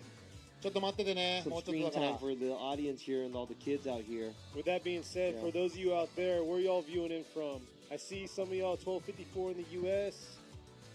Brazilian flags. Let's see what time it is where y'all at. But yeah, we're trying to get this track cleaned up and ready to go. They're finishing the last part. The first portion of the track is ready and clean, but we're just trying to get right by the ほら finish. なんて書いてんの？深田頑張れ。ああ、もうすごい。あ、僕じゃない方ですね。いえ、違う違う。あ、違う。娘さんの方ですよ。深田 Even 頑張 when I れ was。saying, hey, look, they're saying it says "Go Fukada" on the flags. No, I'm just kidding. Go Fukada Judge って書いてあるね。深田ジャッジ来週頑張ってって書いてある。うわー、まあなんかいるんです Good ね luck, Go, to Fukada Speed. Fukada. Wow. スピンでね、今もおかしいライブストリームもねライブ配信なんですが、すごいノルウェー、イギリス、イタリア、ロングビーチ、カリフォルニア、カナダ、ブリスベン、オレゴン、滋賀県カナダ、大津がない？ブラジル、フィンランド、すごいフランス、マレーシア、ジョージア州、すごいところから、いろんなところからライブストリーム配信を見ているので、もちろんね FDJ2 のドライバーはね、そのライブ配信の皆さんの前でね恥ずかしい話できないですね。そうですね。Yeah, we gotta makeいや、 appreciate you guys watching from all over the place. We said, the FDJ2 drivers, I'm pretty sure they're gonna do, はい they're gonna drive well to show you guys their skill. さあまたね、皆さんこちらをご覧ください。Let's go ahead and check out this video that we have. Hey guys, my name is Sam. I'm 33 years old. I'm from Australia, but we are here at Formula Drift Japan J2. I've been drifting seriously for pretty much 3 years straight now. I love the sport and I love everything about drifting, so it just made sense to compete. My goal this season is Series Champion #1. さあ今のですね、サム・ルーカス選手 YouTuber でねサミットというチャンネルがありますがすごいです。フォロワーいっぱいいますが、オーストラリア、出身で現在33歳ドリフト歴はまあ多分3年ぐらい連続でやっているということなんですが今回 FDJ2、今年はシリーズチャンピオンを、目標にして、参加しているみたいなんですがやっぱりねこのスポーツが好きなのでもちろんこうやってね競技に出たいなと思いながら、参加したということなので、ぜひ頑張っていただきたいと思います。このサムってどれぐらいドリフト歴あるんですか？でもまあ今言ってたのが3年ぐらいって言ってたんで、はい、その割にすごく勢いありますよね。いや勢いありますね。やっぱりなんか昨年 J2 のスゴとかいい走りしてたもんね。いい走りしてましたね。ね。Yeah, looking at the 3 years or so that Sam's been driving, he looks like he was doing really well in Sugo. We still remember that. ね、なんか勢いがある走りしてて。やっぱりその車の作り方だったり練習方法だったりそういうのがあるとドリフト歴って意外にもしかしたら関係ないかもしれないですよね。本当？10年間違った方法でやってる人と、ね、確かにね、2年最近はねそうなんですよ。車が良かったり悪かったりいろいろあるじゃないですか。僕らの無駄な10年過ごしてきた人じゃないですか多分。そうなんですよ。最初の多分10年あんまりいらない。斜めになったような86で車のとか走ってましたよね。車の進化がない10年間って多分ただ単にうちらが楽しかっただけだと思う。そうですよね。僕はすげえ覚えてるのがラビちゃんが斜めになってる僕なんかガチャガチャになってるような86で走ってたのを覚えてますけどね。平面って言ってそうですね。チームでボロい車でしたね。シンジ君たちと一緒にやってたじゃん。そうですね。ね、はい走ってました。めちゃくちゃ柄悪いなと思ってたけどね。いやいやいやそんな。Robbie's early days they're talking about. Yeah, we're talking about the old school days. Yeah, 僕もね陽一陽一くんって呼んでるんですけど、今村ジャッジ俺の1個上なんですよね。1個ですね。1個上なんだけど、なぜか昔の他の人たちが年上で。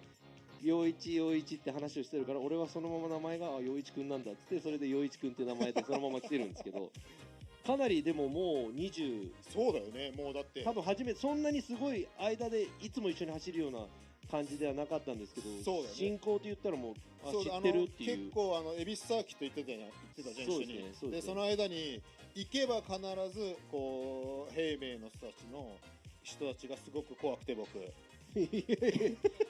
いやでもね山梨の86系の人もねまたね違う迫力あるんですよ。それはもうそうなんですよ。その陽一くんの先輩方の人たちがねWe're talking about really old stuff about going to Ebisu. We've known each other for a long time. It's not like we hung out all the time, but we've been driving for a long time. And he's saying that me and some of the other guys from Hey Man was the crew, and he said we were kind of intimidating because it was foreigners. But on the same hand, him and his the elders from his team and stuff like that, they're actually some pretty badass guys from Yamanashi. So we were pretty intimidated by them too. But seriously, great driving. And we were talking about the 10 years we lost, but that's the 10 years we had fun. Earlier we were talking about the experience. We have more experience than a lot of the drivers, but I think the first 10 years we didn't really have. That's all a wash because we were just having so much fun. The cars weren't being developed. We were just driving crappy cars. It was just the whole having fun part. And talking about having a crappy car with no guidance for 10 years versus having a good car with good guidance for 2 years. I think this 2 years matters a lot more. Oh yeah, most definitely. I'm still struggling with the 10 years. そうなんですよ。ドリフト歴の話で言うと、長ければ長いほどいいわけではないけど、アドバンテージはやっぱりいろいろあると。だって最近の子たちなんてさ、そんなにドリフト歴なんか長くないじゃないですか。FDJ に出てる新宿の箕輪宏也選手も、あと真央、山中真央選手とかなんか数年ですよね。でしょ。それなのにあんだけのレベルまで来てるじゃないですか。すごいよね今。僕らどんだけ無駄な10年過ごしたのかと思わない？15年ぐらい無駄にしてるかな。We might have wasted about 15 years, but let's go ahead and check out this next video. 次の V もあるのでご覧ください。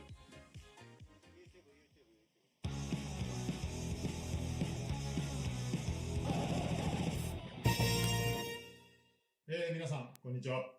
フォーミュラードリフトジャパン公式 YouTube の始まりです。はい。今日は陽一さん。はい。YouTube。はい。スタッフがお邪魔して。よろしくお願いします。ちょっと今年の動向をお聞きしようかなと思いまして、今日はお邪魔しました。どんなことですか？FD ジャパンが。はい。今年はすごい変わると。そうですね。お聞きしまして。はい。はい。新しいカテゴリーとして、はい。まあ FDJ が一番上にあります。FDJ2 があって、はい、今年はさらに FDJ3 という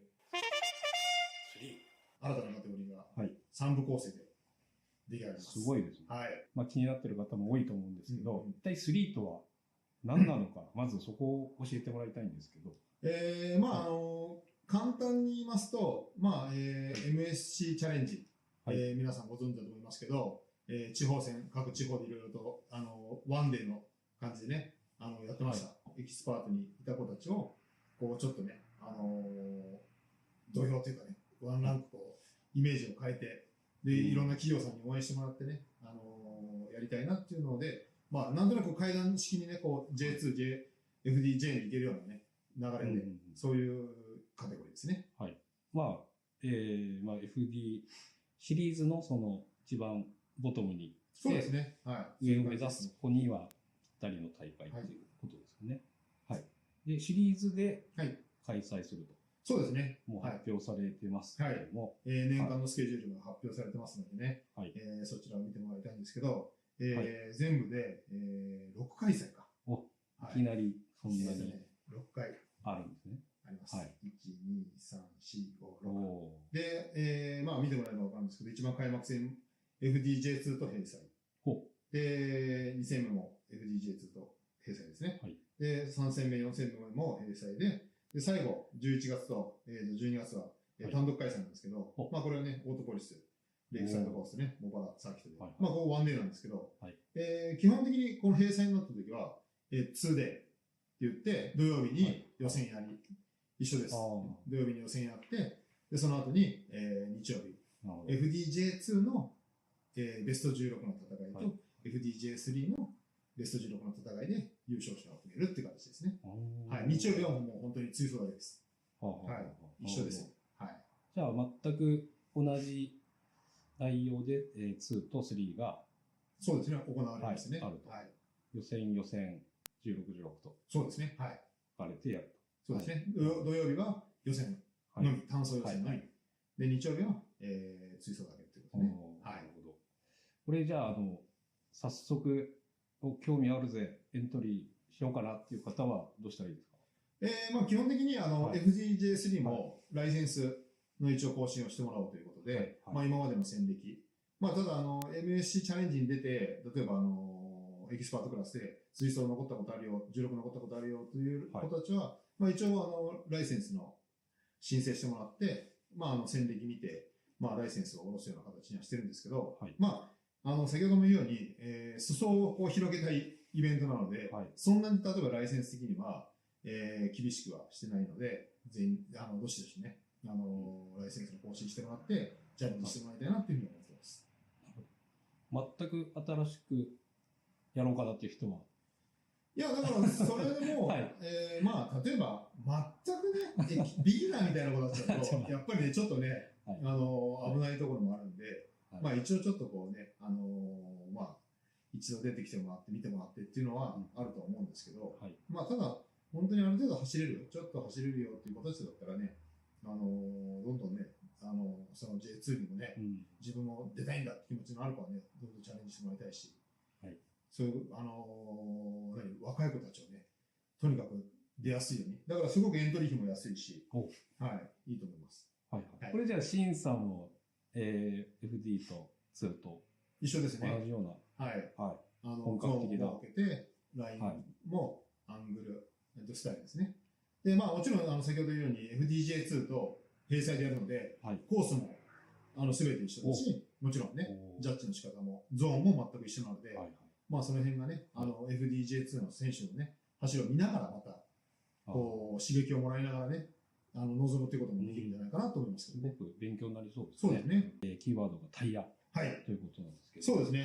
まあ、FDJ2 も、昨年、アドバン AD09、ランキングの年間シリーズが終わった時の上位15名、シリーズポイント上位15名は FDJ2 に上がる権利があります。はい。まあもちろんね、FDJ2 に飛び越してうまい子たちなんか今出てる子たちもいますけど、一応FDJ3 から、年間シリーズランキングポイント15位までは、FDJ2 に出ますよっていう権利獲得ができます。15台はでかいですね。はい。一応そんな形で、まあどんどんね、下から押し上げていくと思ってます。はい。普通の選手も。そう、普通の選手も一生懸命頑張らなきゃいけないし、まあただ、そう、普通の選手も一生懸命頑張らなきゃいけないし、まあただ本当にね、年間エントリー台数っていうのも少しちょっと絞らせてもらってて、でないと、やっぱりこう、今こうスケジュール見てもらうと、FDJ2 もこう、J1 との、閉鎖もあるし、J2 ももちろんスイートの閉鎖もあるので、結構台数的にこう、イベント的にね、1日で回すとなると非常に大変なので、まあその辺の兼ね合いもあって、まあ年間エントリーしていただいた方たちを結構優先的に、まあイベントのね、順位制をつけてますので、まあ年間エントリーしてもね、そんなに負担はない金額になってると思うんで、まあ年間エントリーしてもらってね、出れるとこ出れないとこ、もちろんね、地方も遠いとこもありますからね、まあ楽しんでもらえればいいと思うし、まあなかなかね、スポットで出たいっていう人もいっぱいいますからね、まあそういう方はスポットでね、出てもらえればいいと思います。はい。車両のレギュレーションとかは結構厳しく決まってまだ、公にはなってないかもしれないですけど、そこまで、先ほど言ったように、MSC チャレンジの延長のエキスパートクラスみたいな感じでやってますね。ただ安全性の部分で言うと、やっぱりサイドバーにしてもそうだし、まあ鉄のドアだったらね、サイドバー1本でいいですよとか、いろいろあると思うんですけど、まあもちろん今度は、例えば、トレーナーっていうのは推奨でね、レーシングスーツ、カートのスーツ見るので推奨でそういうの着てくださいねとか。で、ヘルメットにしても、まあ推奨ですけど、ちゃんとしたね、ヘルメットとか売ってください。で、やっぱりこのね、いろんなものを揃えるってね、初めやっぱお金かかるんで、まあなんとなくそこはね、推奨でっていう形で FDJ3 にしては、そういうふうにレギュレーションしようかなっていう話はしてます。はい。はい。現在エントリー受付中で、まあ、今の段階で僕は言っていいのか、P かもしれませんけど、だいぶ多くの台数、選手からね、エントリーというか、ライセンスの申告が、ありますし、エントリーもありますので、まあ、ぜひね、僕も初めてドリフトした時に、やっぱり腕一本で勝負しろってよく、土屋健一さんに言われました。はい。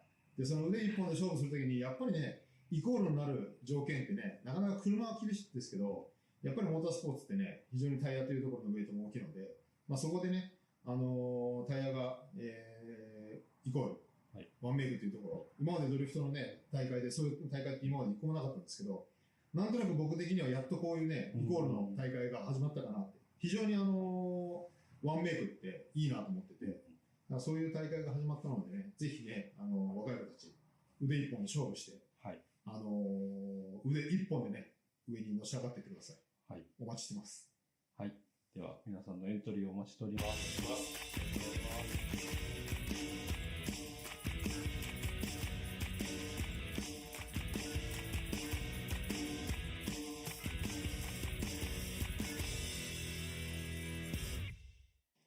All right, there you go. That was FDJ Imamura explaining us about FDJ3 and how it's a spec tire series, and it's going to be too long to translate. Let's go ahead and go back to the qualifying here. さあ今ね、説明後でまた YouTube の方でもご覧になれる動画なので予選に戻りたいと思います。さあゼッケン67番大友隆一選手小松レーシング。 So back to what you guys are here viewing. Ultimo is going to show us how it's done in his brand new IS300, ripping around. Can he hold it through? Coming with a reverse entry into outer zone 2, but just overcooked the tires. And like we said before, the track is starting to dry up. It's going to keep those patches, so we'll see how these drivers adjust.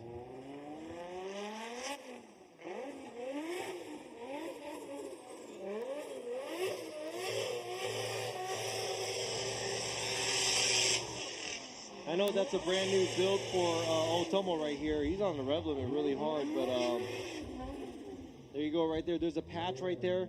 I'm going to go ahead and explain to everybody here. After the finish line, there's an oil spill, and I think we're going to have to look into it carefully. If the cars are spinning out after the finish line, we might have to give them a break. 今はですね、この進入でのこういうスピンとか、先ほども多分画像に映っていたんですが、フィニッシュラインの後の方ですね、先ほどの、オイルの処理をしている部分ですね、やっぱり濡れてまして、フィニッシュを超えながらスピンっていうのは本当はダメなんですが、場合によってはちょっと多めに見なきゃいけないっていう部分があると思いますが、ただいまの大友選手の1本目は0点となりました。So that's an incomplete for Otomo's first run. Now the next driver is car number 10. Kenichi Kai, D-like with Tetsujin. Kai Kenichi 選手、1本目です。See how Kai's going to do here. First qualified run for him. This is going to be our 5th overall for the first round here at FDJ2. There he is. Nice job through outer zone 1. Just getting that last half of that outer zone 2 transitioning. Got a little stalled up there after that outer zone 1, but coming back around real deep into that outer zone 3. Not bad at all through that zone, but here he is. He has to carry it through the touch and go right there and transition back around to this outer zone 4. Looks like he's going to get a run in the books. さあ角度的には、なかなかだったと思うんですが、ちょっとスタイルとラインの方は、他のジャッジが見ていると思います。こちら角度のつけ方ちょっと遅れ気味だったんですが、スパッとつけましたが、ちょっとアウトに車が絡むのを待っている形でした。Looked like he went right to angle at the initiation, which is a good job, but he had to sit there and wait a little for the car to settle. Overall, looks like he's throwing good enough angle throughout the track. Let's see what the score is going to be.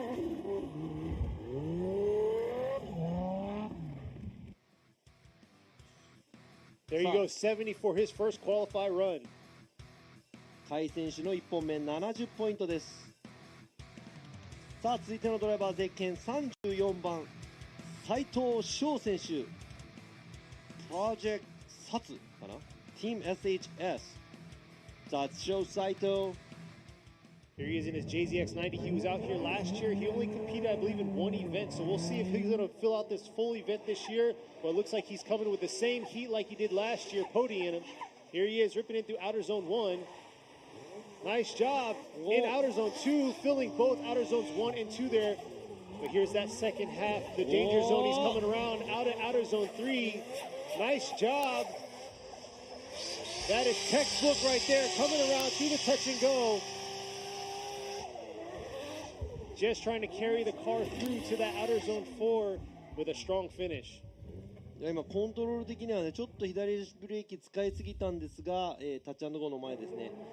全体的にはコントロール、ちゃんとできていると思います。Looked like he was under total control of the car. Very impressive driving here. And I think we're getting so numb looking at all these incompletes. And when drivers like this lays down a pretty solid run like that, it's very impressive.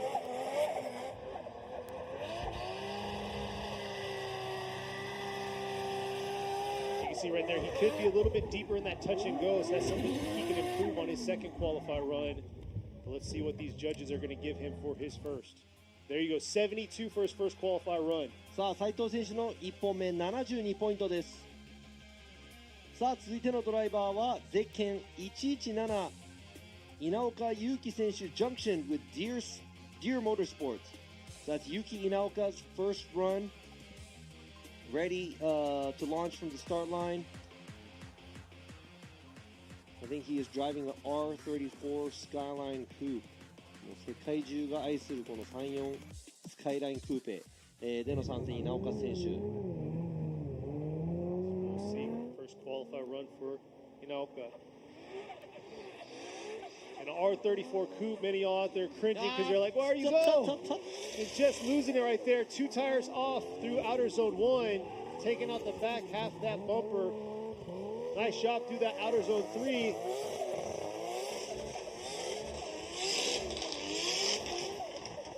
Trying to keep through, hold through that touch and go, transitioning around to that outer zone 4.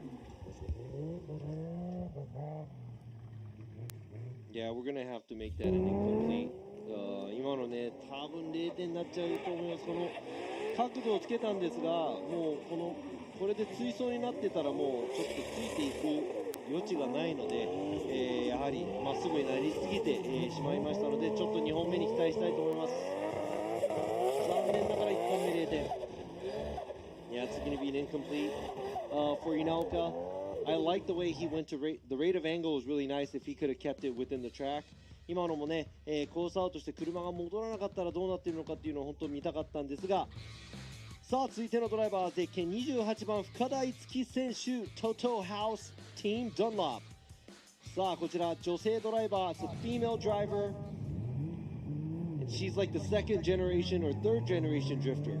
Here we go in the JZX 100 Chaser. Fukada coming up to the 3-2-1. Nice subtle approach to that 3-2-1 into that outer zone 1. Could have a little bit deeper into that outer zone 2, transitioning back around, but hesitating into this outer zone 3. But this part right here has to carry it all the way through, hit that touch and go, and whip it right back around into that outer zone 4 through the finish. Fluidity wasn't 100% there, but definitely a run in the books. さあちょっとリプレイを見ていきたいと思いますが、ちょっと、振り出し遅れ気味なのかなというところ、そして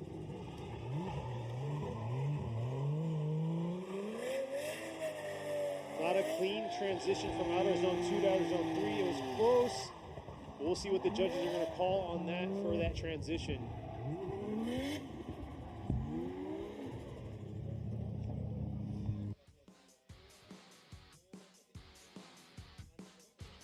We'll see one more replay on this, focusing on that transition from outer zone 2 to outer zone 3. Starting to get some points on the books for these qualify runs. This is the first qualify run for these drivers for the opening round, round 1 here for FDJ3.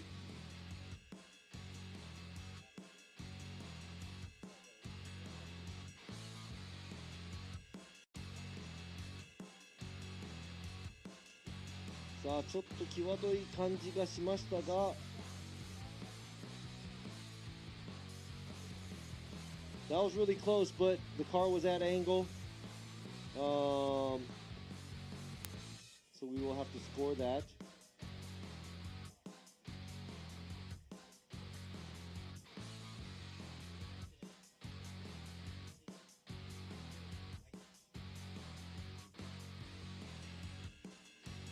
So waiting the final call for the final score on this run from Fukada. There you go, 63 for her first qualify run. さあ、深田選手の1本目63ポイントです。That's a 63、63ポイント。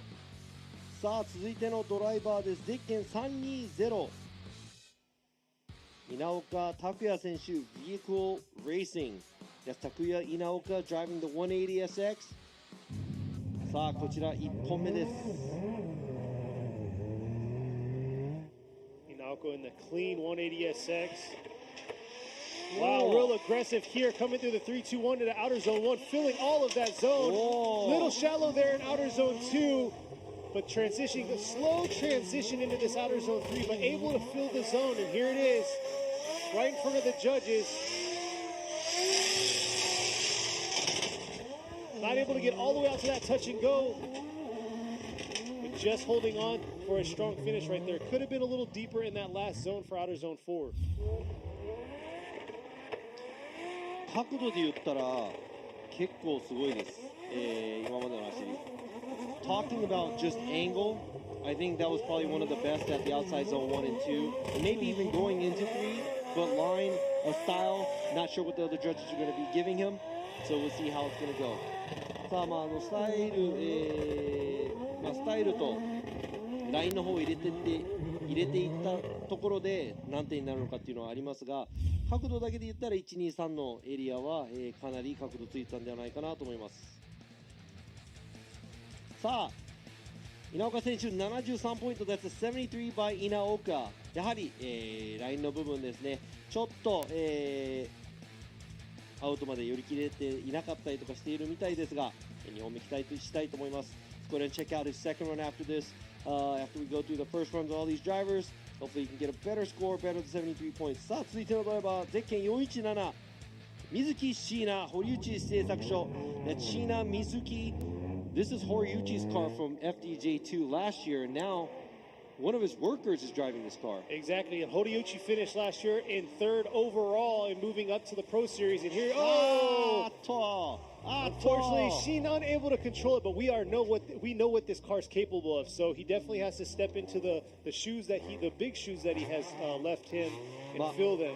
もともと J2 去年堀内選手が乗っていた車両を、水木選手の方が、今年乗っている感じなんですが、1本目ちょっと、失敗してしまいまして0点ということになりました。It's an incomplete for his first run. Hopefully he could put together a better run for his second. なんとか2本目、得点を入れていけるか。こちらですね。水木選手。ニックネームがホセと。His nickname is Jose. Nice.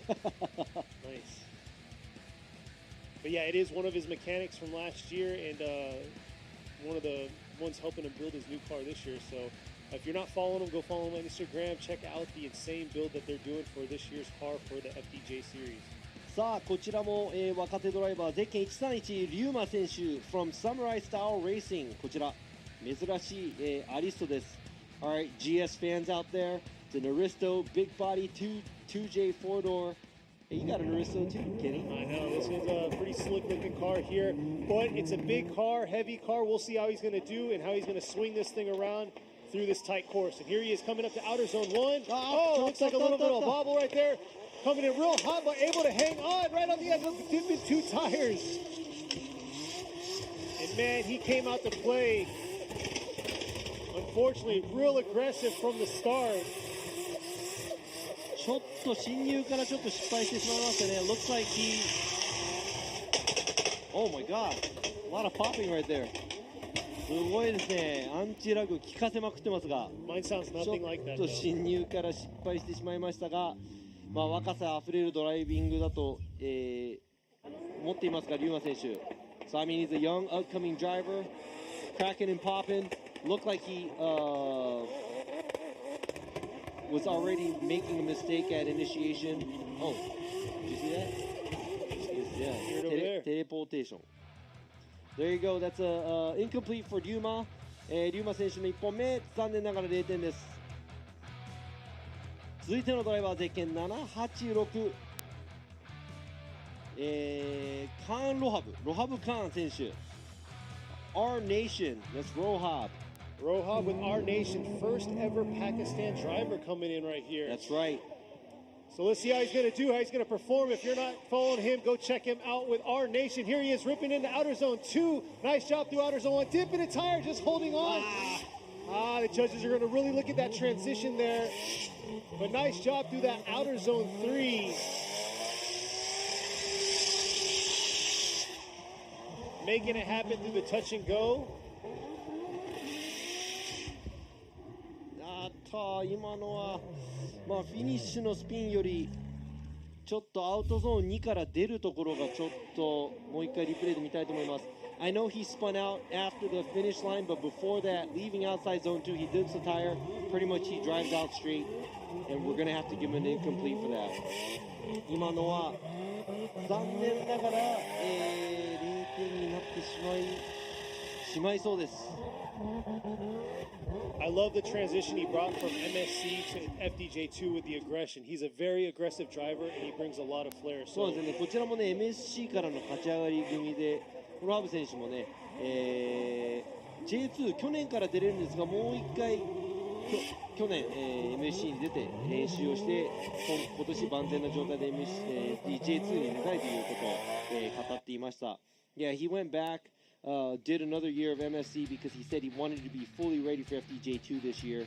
Looks like he got an incomplete for his first run. Hopefully the second run is going to be better. さあ続いてのドライバー、ゼッケン22番高野康夫選手、Team 39 Racing。さあ高野選手、See how Takana's going to do on his first qualify run here in FDJ2. Oh, over rotating too much right there with a reverse entry into outer zone 2. バック進入は残念ながら求めていませんが、決まればかっこよかったんでしょう。こちらちょっと高野選手もコースのコンディションに手こずっている一人なのかもしれません。He may be one of the drivers that are struggling on the track condition right now, but 1, 2, 3, 4, 5. We only have 5 drivers with scores right now, but we're not even halfway through the top 30, or I'm sorry, the qualifying we have. We have about 39 cars. Exactly. Overall, we have 39 cars, and like he said, we are still in the first run of qualifying. So we'll see what these drivers are going to do, the rest of them. さあ続いてのドライバーはゼッケン350鈴木和正選手 APG Japan Karzoo Racing。さあ鈴木選手去年も、J2 何戦か出ていましたが今年はフル参戦。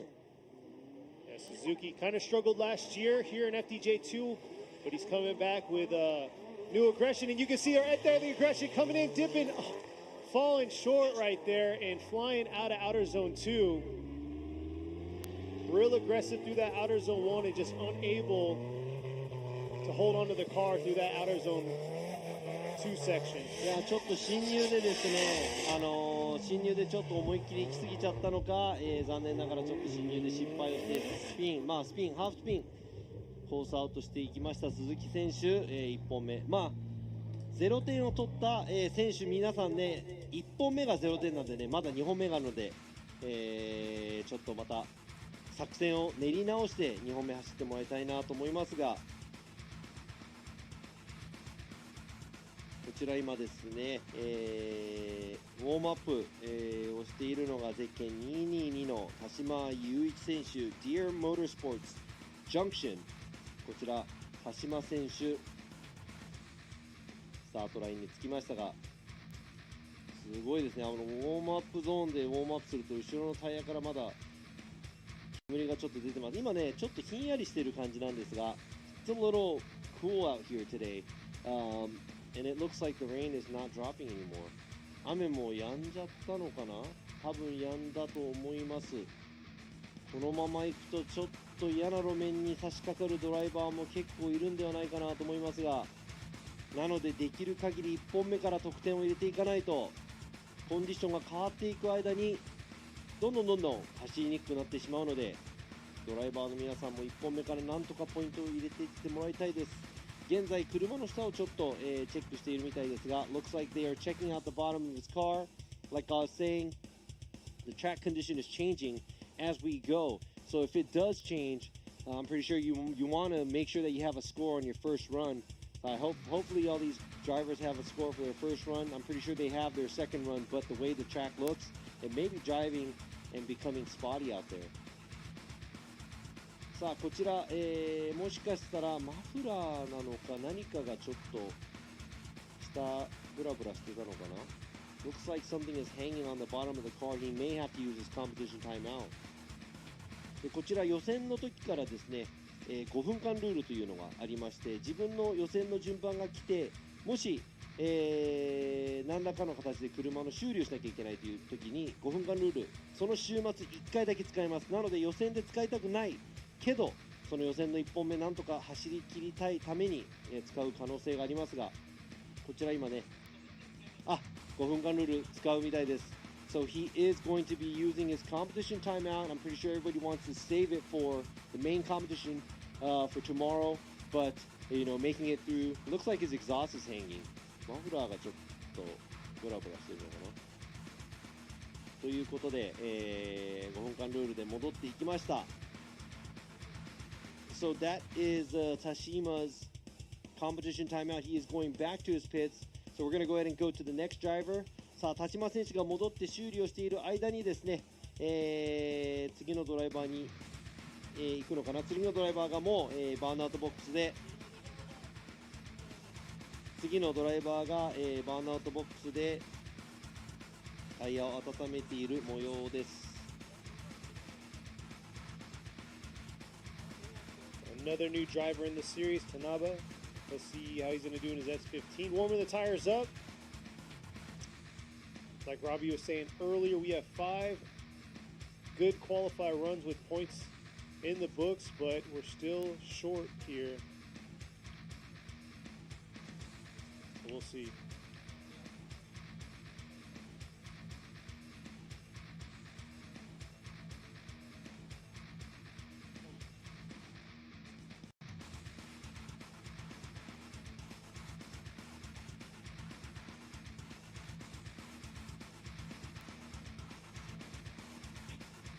さあ路面コンディションもそうなんですが、ちょっと走行で予選の通過できる、スコアをなんとか取るという、ところではまだまだスコアが足りていない感じがしますが、続いてのドライバーはゼッケン333田辺海人選手、 Dear Motorsports in Junction, Tanabe's first run. Struggled a little bit right there through outer zone 1, getting that car around. Outer zone 2 didn't fill the whole zone of outer zone 2, and there looks like there was a struggle in that transition. A little bit of force was made in that outer zone 3, causing the car to over-rotate on that back half of outer zone 3. 今振り出しも結構奥でアウトゾーン1に差し掛かってから振り出し始めたんで、ちょっとスピンも含めてちょっと調子が良くないのかなという感じがしました。 Looks like Tanabe is not doing the 100% run that he can. Very late initiation, spins out at outside zone 3.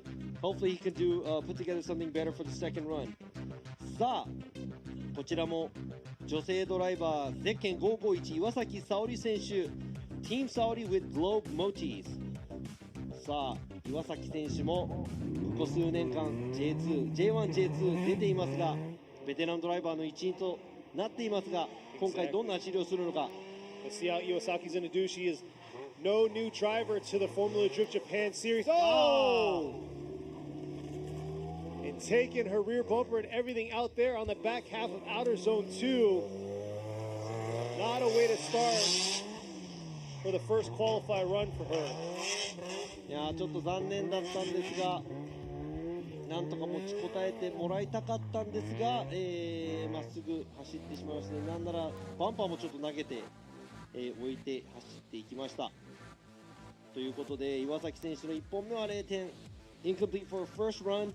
Good luck for her second run. 2本目、頑張って走ってもらいたいと思います。さあこちら岩崎選手に続きまたまた女性ドライバーが、登場です。こちら FDJ2 去年も、参戦していました塚本七海選手、日比野塾 JZA80 スープラです。 Everybody, is that a Supra, bro? Everybody's favorite right there. Everybody's favorite Supra, the female driver driving the Supra. さあアメリカでも少しずつ活動の場所を広めている、塚本選手ですが、あ、ごめんなさい、今コース清掃しましたね。 And I believe 下 her 向いて first, たら僕見てなかった。 I believe her first round last year was Okuizuka, was it? I think so. Yeah, I she think came so. out last year, first time coming out to FDJ2. So we're going to see how she's going to do here at Suzuka Twin Circuit. Yeah, one set guys, the guys on the track are cleaning up the track, making sure that all the rocks and pebbles and dirt is off of the track.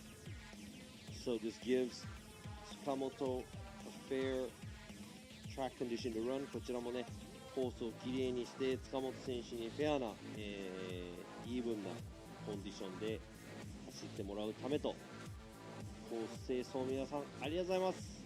Utilizing the very efficient witch broom. Yes. They work pretty good. They do. さあ、今度こそ塚本選手のスタートです。 Here she is coming through the chicane, approaching the 3-2-1.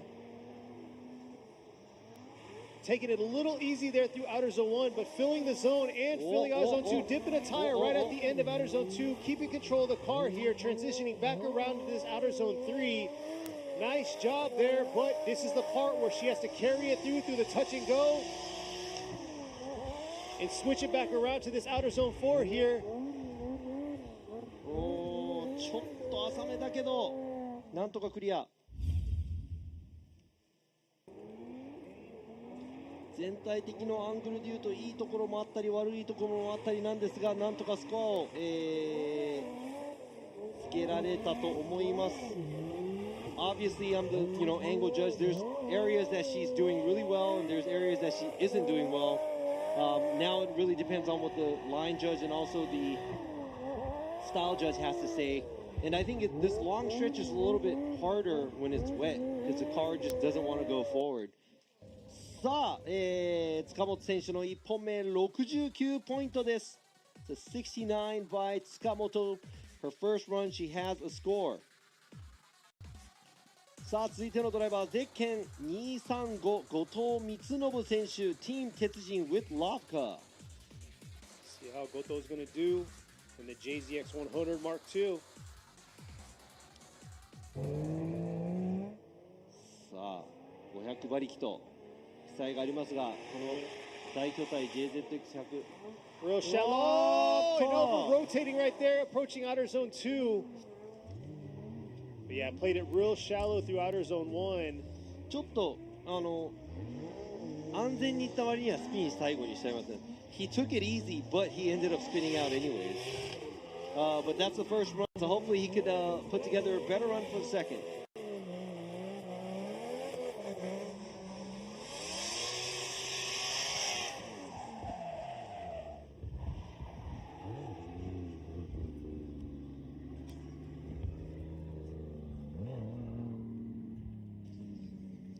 There you go. That was Goto's run.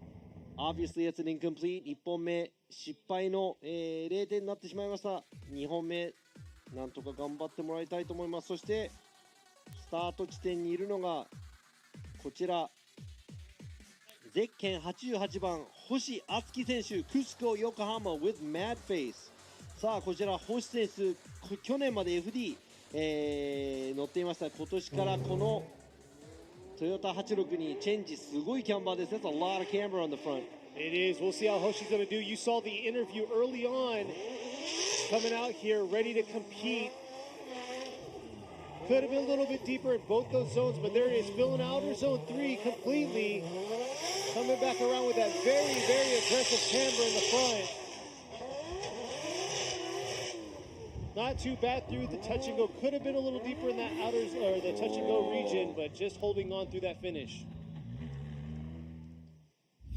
さあちょっとフィニッシュライン越えていくとこちょっと怪しかったんですが、全体的にまた、先ほどね、走っている皆さんと一緒で、いいところがあったり悪いところがあったりという感じの走りでした。So it looks like there was goods and bads throughout his run as an angle judge. But right here, the touch and go, he is not even in the box. Now that's going to hurt his line score. And also, the car not being stable all the time. I'm not sure what the style judge is going to be giving him. さあ、星選手1本目70ポイント. That's a 70 from Hoshi's first run. さあ、続いてのドライバーです。ゼッケン215。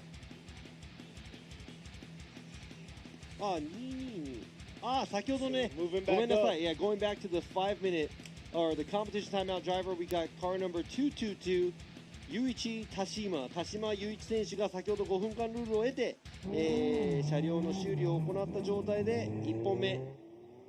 See how Tashima's going to do, see if this 5-minute competition timeout paid off. Got to get a run in the books.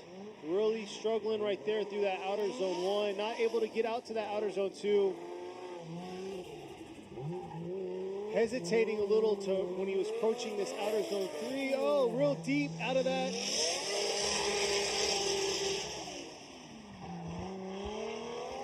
See the flick back through this outer zone 4. Looks like in a lot of the zones there was a lot of hesitation going through those zones. ちょっとですね、こちらまず振り出し遅れがすごい、大きいところ。そしてやはりね、単走の走りっていうのは後ろに車があったらどれだけうまくついていけるかっていうのがあるんですが、もうアウトゾーン3からこちらですね、もうほぼただ縦書きでバーンアウトしているだけなので、ちょっとこれは難しいですね。That looks, it looks a little sketchy because it's got not after the finish line, but it's got to be a chaseable lead, and that straight burnout he did from the outside zone 3, and overall, it just didn't look like he was able to put together a run that's even chaseable. Yeah, definitely. He was coming out of outer zone 3. He was way too wide there and approached that touch and go region. Like I said, that was going to be a challenging spot for a lot of these drivers. The wrong way, and like you said, straightened up and just did a complete burnout the whole way. そうなんですね。アウトゾーン3から出てくるところが多分ね、このコースのキーとなる、部分なので、ちょっと今のは、まっすぐに行き過ぎなのかなという形でした。さあ続いてのドライバーゼッケン215高田健選手、Garage Takata with Photoshop Wise. Scott Takata's going to do debut in this car last year.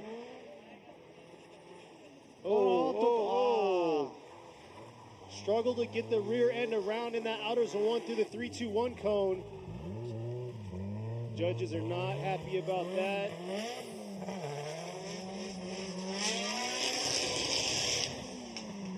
Very unfortunate. Yeah, this track has a very interesting dynamic. It's hard to nimble the car from outer zone 2 to outer zone 4 with that touch and go region. ちょっとですね、今のはもう振り出しミスで、もうアウトゾーン1を過ぎたあたりまで、ドリフト状態にも持っていけてないということで、ジャッジするセクションというのが3-1コーンの最後の1のコーンからフィニッシュラインまでの間はもちろんドリフト状態で、走り切らなきゃいけないので、今回残念ながら1本目高田選手0点となってしまいました。Not being able to initiate, he passed pretty much outside zone 1. Then he started to initiate. It looked like he was understeering as well, so that's an unchaseable lead. Obviously, that's going to be an incomplete. Better luck for his second run. さあ、続いてのドライバーゼッケン66番岡田龍馬選手、Case Racing. Ryuma Okada, he's been around for a little while in the FTJ2 series. Been here since day 1 of FTJ2. Here he is leaving the chicane, approaching this 3-2-1. Struggled last year, right? Oh, coming in way too hot. A little bit of what we saw last year from him, either through outer zone 2 to outer zone 3 or just outer zone 3 period. So very unfortunate, way too hot through that outer zone 1. And here's some drone footage that we got. We're a little halfway past our qualifier. We only have 7 scores. So hopefully we can have, losing it right there, entering into outer zone 4. But like you said, we're looking for the top 16 drivers to fill the brackets for tomorrow's tandem battle.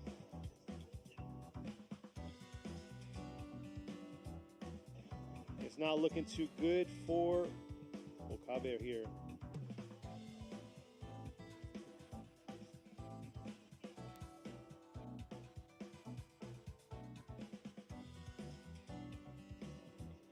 So it looks like we're going to have to get him towed out. Okada having a mistake there, leaving outer zone 1, coming in way too hot, dipping over 4 tires through that outer zone 2, and then losing the car right to the finish. All right. Oh, there we go. He's out. He put 4-wheel drive in. We good. Yeah. Not a place to go rally driving there. Okada. Want to keep it on the track. I know it's muddy and it's tempting. Looks like it's a lot of fun. さあ続いてのドライバーです。ゼッケン32番大関和也選手 Twins Inc.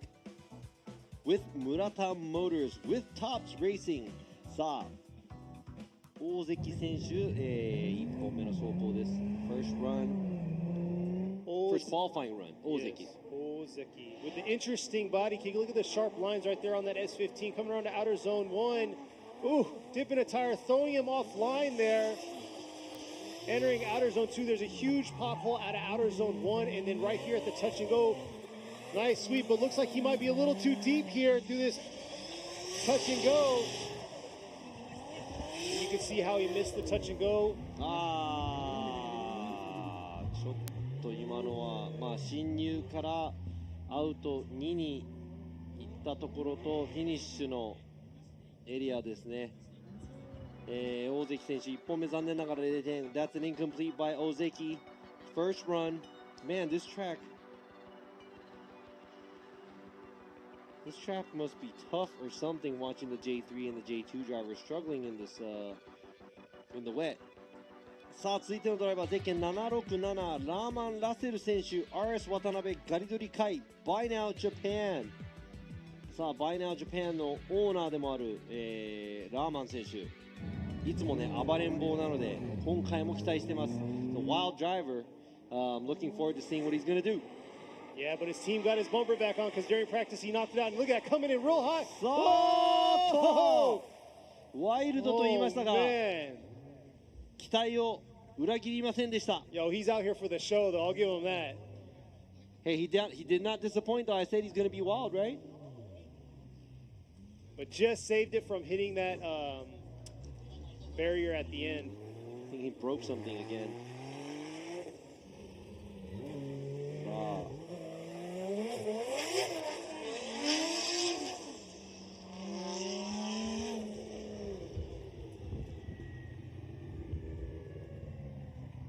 Rahman 選手1本目0点です。That's an incomplete by Rahman first run ということで今コースにね落ちてるパーツを取りに行きましたがその間にもうスタート地点についている Picking up parts off the track Clearing off the track for car number 72番西崎智春選手羽松 Thunderbird さあこちら西崎選手長年この車をもうほぼ新車当時ぐらいからずっと持っているという Yeah, he's had this for a very long time, like you said. Nishizaki coming around, outer zone. One, oh, unable to hold on right there. And right there, he's only rocking like 350 horsepower out of this car. This car should be the most, how can I say, suitable for the track condition right now. Exactly. いやー、1本目残念。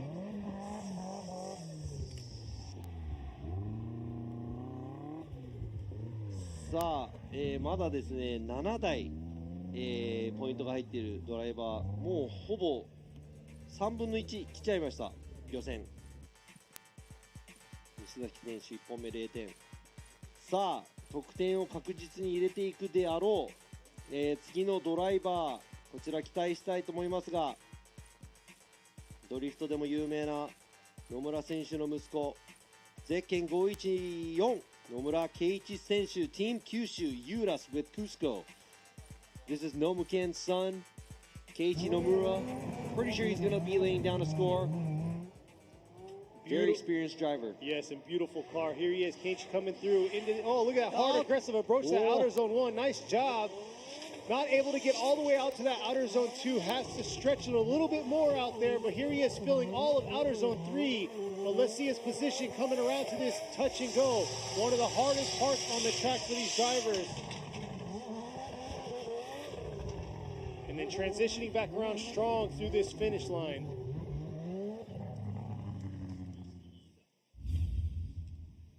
ちょっとギリギリ、になってしまいましたが、でも滑らかな走りで、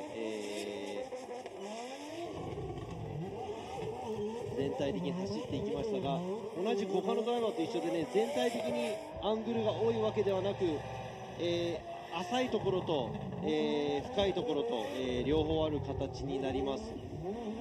Just like everybody else, it doesn't look like he's deep into angle. Throughout the whole track, but he shallows up. He really had to shallow up by the touch and go, but he's gonna get a score. さあ、野村選手の1本目69ポイント。That's a 69 by Nomura, his first run. Yeah, things get really tricky leaving that outer zone 3. If they don't put them in the right position, leaving that zone, then they're gonna fall short of that touch and go. Not short, but they're gonna pretty much come to almost a straightening, pretty much doing a burnout. さあ続いてのドライバーゼッケン200二川隆選手 R&T Factory Futagawa coming in with the GZ20 Soar. ちょっとフラフラして浅い状 Looks 態 like ちょっとこれはちょっと車まっすぐ走れた後のスピン残念ながら1本目は、0点となってしまいます Unfortunately, that's going to be an incomplete for Futagawa First run. Oof. That's like 3 incompletes. It really is. Yeah. But yeah, very unfortunate. Hey, love the car though. Oh yeah, beautiful GZ car. or the Z20 Soars. Dope cars、20ソーラね、もうめっきり旧車になりましたが、もうこの車は自分も好きなんですが、車は好きだけどちょっと走りが、ちょっとダメでしたね。0.2本目、頑張ってもらいたいと思います。さあ続いてのドライバーゼッケン78番になります池本和真選手、Progress Pro Mu Motis。See how Ikemoto's going to do on his first qualify run. Ready to go at the chicane, coming through, approaching the 3-2-1. Veteran of FDJ2. Real deep in that outer zone 1. Oh, and taking out the pylon there. 食べちゃった。Ate the cone, went off course. A lot of action going on there, but that's not the aggression we want to see. Yeah, he hit that pothole out of outer zone 1. He was way too deep in outer zone 1, and that kicked him completely offline. そうなんです。今のは違う意味で迫力の走りでしたね。That was a lot going on, exciting to see, but not the excitement we want to see. さあ、池本選手の1本目、0点となります。That's an incomplete by Ikemoto. Still has his second run. And here we go. I'm pretty sure that the chat room is going crazy now. Here we go. It's Samet, car number 11. ゼッケン11番、サム・ルーカス選手、S15 で J2 の2年目、1本目走ります。Exactly. We're going to see how he's going to do. Fan favorite here coming around. He had issues with his ECU last night. Fixed it. Stayed up all night pretty much fixing that. Oh! And unable to hold on right there. But definitely put on a show through that outer zone 2. Let's see how he's going to finish the rest of this track. See if he can get a good feel for this transition. Can be a lot deeper into that. No! It looks like it just started to pour right when he started to drive. 今ね、サム・ルーカス選手が走り始めた途端、大雨になりました。Making it rain. 雨を呼ぶ男ですね。Almost had that. That would have been a pretty sick run if he was able to hold that together. 今のね、結構、角度がつきすぎちゃった部分があるんですが、今の勢いでいったら結構、いい走りになってたんじゃないかなと思いますが、1本目残念ながら0点。It's an incomplete for Samet's first run. Hopefully he could put together a better one for his second run. Exactly, because that puts a lot of pressure on the drivers coming in for their second run. And then look at the conditions we're back at. Yeah. Downpour. Hey, you know weather. what? But this is better. I was afraid that it's going to get, spotty out there with the dry and wet. さあ、雨も降ってきました。次のドライバーで県219杉田秀彦選手、Worker C33 ローレルです。It's a Nissan Laurel C33. Not a common comp car, but here we go. See how Skita's going to do. He's trying to carry it through. Not quite deep enough. Oh, and unable to get through outer zone 2. That transition is a killer for a lot of these drivers. これはまた0点、ちょっと0点が続いています。That's a lot of incompletes in a row.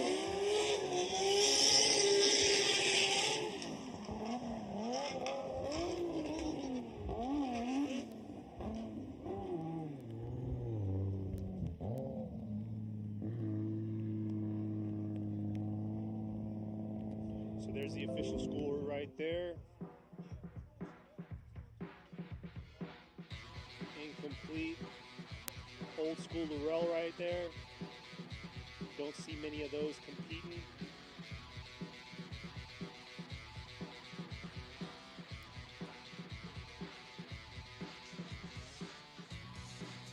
Next at the line is number 82, Shuhei Itoyama in the Make-Up Garage B2. さあ続いてのドライバーゼッケン82番糸山修平選手、メイクアップガラージ B2。 さあ1本目です。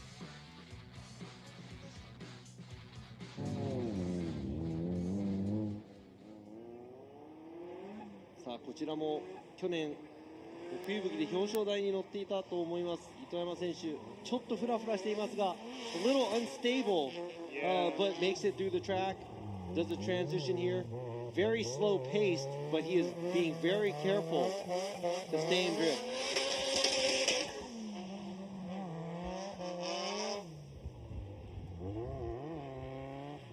ちょっと浅いですが、なんとか走り切ったようです。ここで得点が入ります。Not the prettiest run by Itoyama, but he is going to be getting a score. Not stable as we want to see, but is able to get a score. Yeah, he lost his fluidity, and also in outer zone 2, he could have been a little deeper in that zone, but like you said, get the run in the books, solidify a spot in the top 16. That's what we want to see.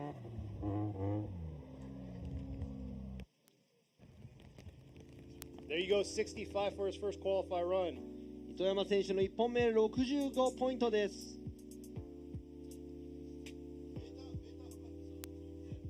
さあ続いてのドライバーです。ゼッケン2番ラバー博士です。 AMC Racing, so that's Dr. Rubber, car number 2 from AMC Racing. I saw you out in the chat talking about Dr. Rubber. Here he is going for his first qualify run. The conditions are not ideal for him, but we'll see if he can find that rubber and catch the grip and not spin out like all these other drivers. Here he is going through outer zone 2, swinging around to this outer zone 3. Not too bad in that transition.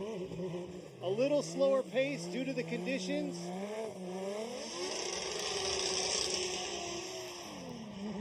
Nice job through that touch and go, transitioning back around through outer zone 4. Not too bad for Dr. Rubber.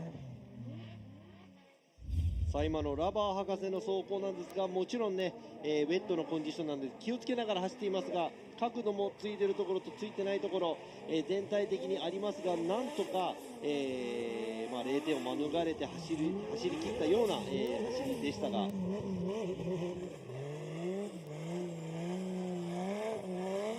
I gotta say, that's probably one of his better qualifier runs that I've seen out of him since last year to this year. いや、なんかちょっとこの路面のコンディションが合ってるのか、このコースが好きなのかっていう感じなんですが、結構ね、さらっと走り切った感じでしたが、ラバー博士の1本目、68ポイントです。That's a 68 by Dr. Rubber for his first run. さあ、続いてのドライバー、ゼッケン43番。与座ハリー選手、Harry's Auto with Big Kid Blocks Japan。さあ、去年ここで表彰台に立っている与座選手、2位でしたね。Second place last year. Let's see what he's got. Let's see Harry Oza's going around outer zone 1. He got second last year in podium. Part of that R32 top 3. Here he is coming back around, manipulating his car through outer zone 3. Almost let off too much there through that outer zone, through that touch and go into the outer zone 4 here. すごいもう与座選手、雨のこの鈴鹿が好きなんでしょうか。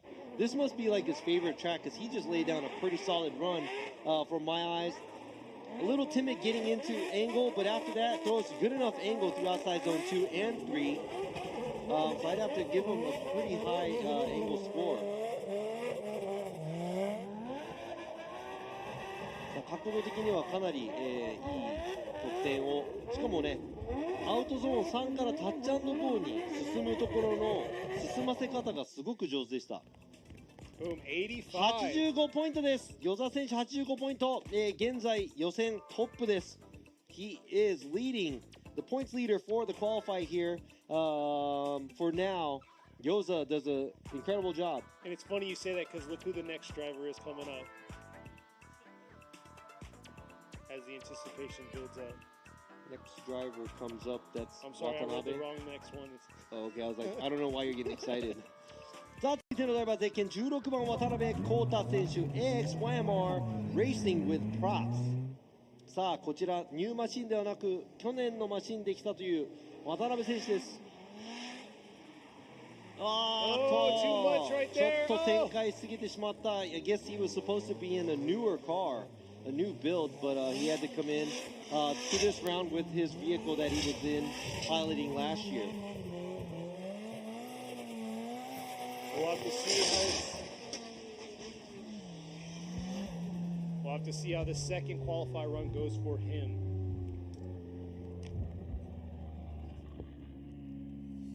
さあ、渡辺選手1本目0点です。That's an incomplete by Watanabe.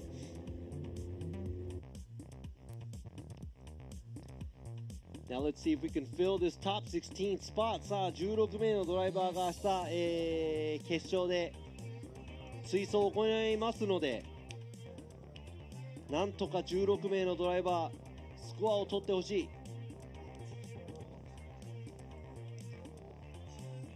今ですね、次のドライバーゼッケン168箕輪正代選手、ヘイメン、タイヤのウォームアップをしてスタート地点に着きました。It's another female driver, a wife of a drifter and a mother of a drifter. Yes. ね、ドリフトしている旦那さんがいて息子もいて。And let's not forget, she podiumed the last round last year in the 2022 series. So we'll see if she can carry that forward into 2023.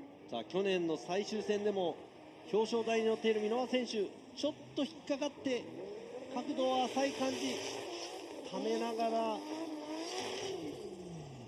It was a little easy through outer zone 1, filled outer zone 2, real deep into that outer zone 3 here. Nice job coming out of outer zone 3, placing herself in a strategic line for that touch and go. Transitioning back around to this outer zone 4, could be a little deeper through the outer zone 4, but not too bad overall. ちょっと進入から車が引っかかった感じなんですが、こちらもウェットの状態で探っていくような走り。Looks like she didn't want to throw the car hard.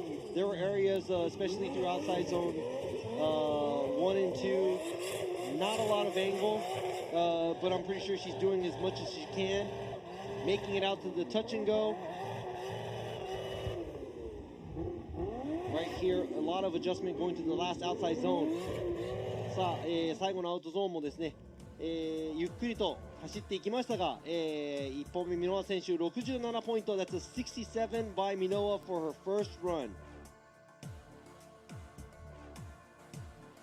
さあ続いてのドライバー、去年の、予選1番手で走りましたゼッケン840山下和孝選手、カズパワーワコーズ K ファクトリー。 So that's Yamashita.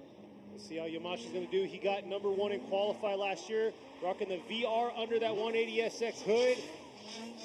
Nice job through outer zones 1 and 2, transitioning back around. Nice flip early on right there, just holding on to it right there. 危ない。なんとか持ちこたえた。Not the most ideal lead run there, but was able to hang on through outer zone 3 and put a run in the books for these judges. 今のはアウトゾーン3なんですが、角度をマックスでハーフスピンに近い状態になっていたので、こういう角度のつけ方、マックスの角度で言うとマックスなのかな。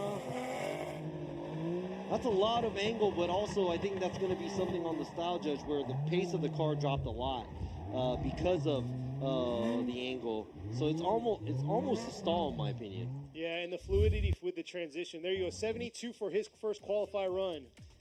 さあ、山下選手の1本目72ポイントです。But yeah, the fluidity from the transition from outer zone 2 to 3, you saw how he just flicked it hard at the end. さあ続いてのドライバーゼッケン115、浜田清文選手、GH レーシング。迫力ある走りをすると、先ほどのインタビューでも答えていました浜田選手。He said he's going to show us something that we would like to see on the interview earlier. Yeah, Hamada was a very exciting driver last year. Look how exciting he is coming into outer zone 1. He podiumed 3rd last year here at Suzuka Twin Circuit. Pretty sure wants to move up into that top podium position, swinging around to this outer zone 3. Nice job filling that zone. And just playing with the throttle here through this touch and go. Nice job. Let's see the transition back around through outer zone 4. 浜田選手、安心して見られるという。全体的に角度もありました。I mean, that was easy for the eyes. It was very... I wasn't even worried, I guess. He drove it so well.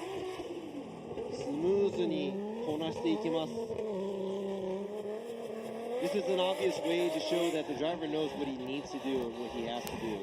こちらドライバーがもうね、何をしなきゃいけないかっていうのを完璧に理解しているような、ドライビングだったと思いますが、浜浜田選手の1本目83ポイント。That's an 83 by Hamada for his first run. Just short of Yoza right there. 與座選手の85になんとか追いつけなかった。でも2本目があるんで Looking forward to the second run. さあ続いてのドライバーゼッケン220石塚真一選手オートガレージ S Cleve Sunoco Wisteria.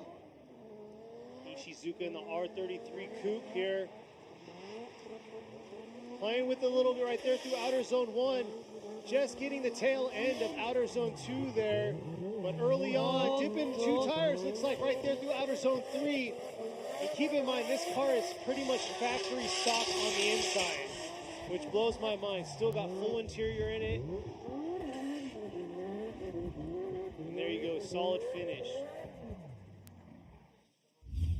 じゃあ今ですね、安心という感じの走り方でしたが、雨なので過激なことを避けて走っていますが、石塚選手、なんとか全体的に角度もつけ切ってちょっとアウトゾーン3、入っていくところで角度つけすぎた状態で V 字ラインみたいになってしまいましたが、ちょっとタイヤもね外に出てしまいましたが、全体的にはなんとかまとめた走りなんではないでしょうか。There's a couple of areas he was off course at outside zone 3, but other than that, looks like he's able to put together a run.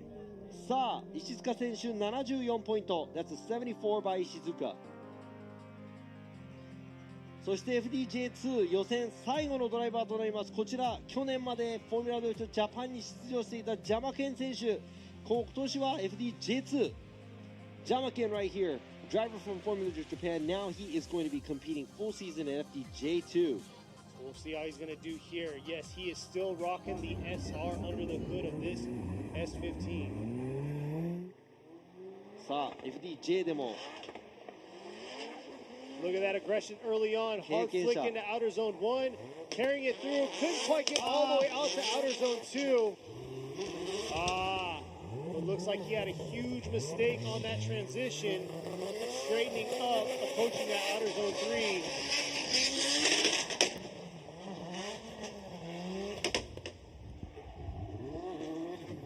いや今のはちょっと残念。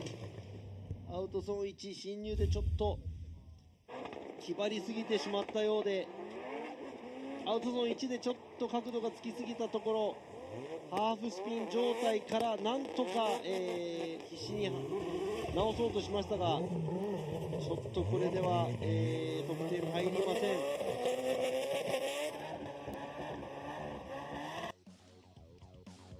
There you go, incomplete for him on his first qualified run, and that wraps up our first section of the first round of the 2023 Yokohama Presents. 予選1本目終わりました。そして今のところ15台のスコアがあります。There's 15 scores that we got. We just need one more driver to fill the 16, and now we're going to see who's going to go and qualify high above these drivers. ということで、この悪天候の中、現在スコアは15名のドライバー。明日の予選は今日の予選通るのが16名。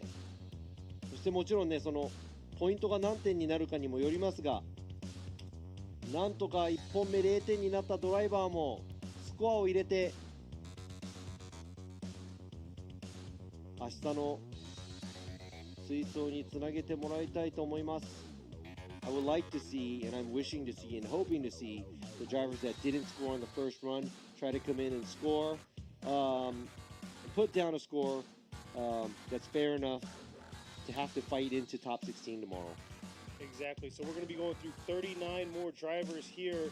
One more time to see if we can get that 16th driver, or even better, make it spicier for these other drivers that already got points, and make it competitive to get that 16th spot. Pretty sure all the 15 drivers are kind of like, we just need one more guy. Just no more.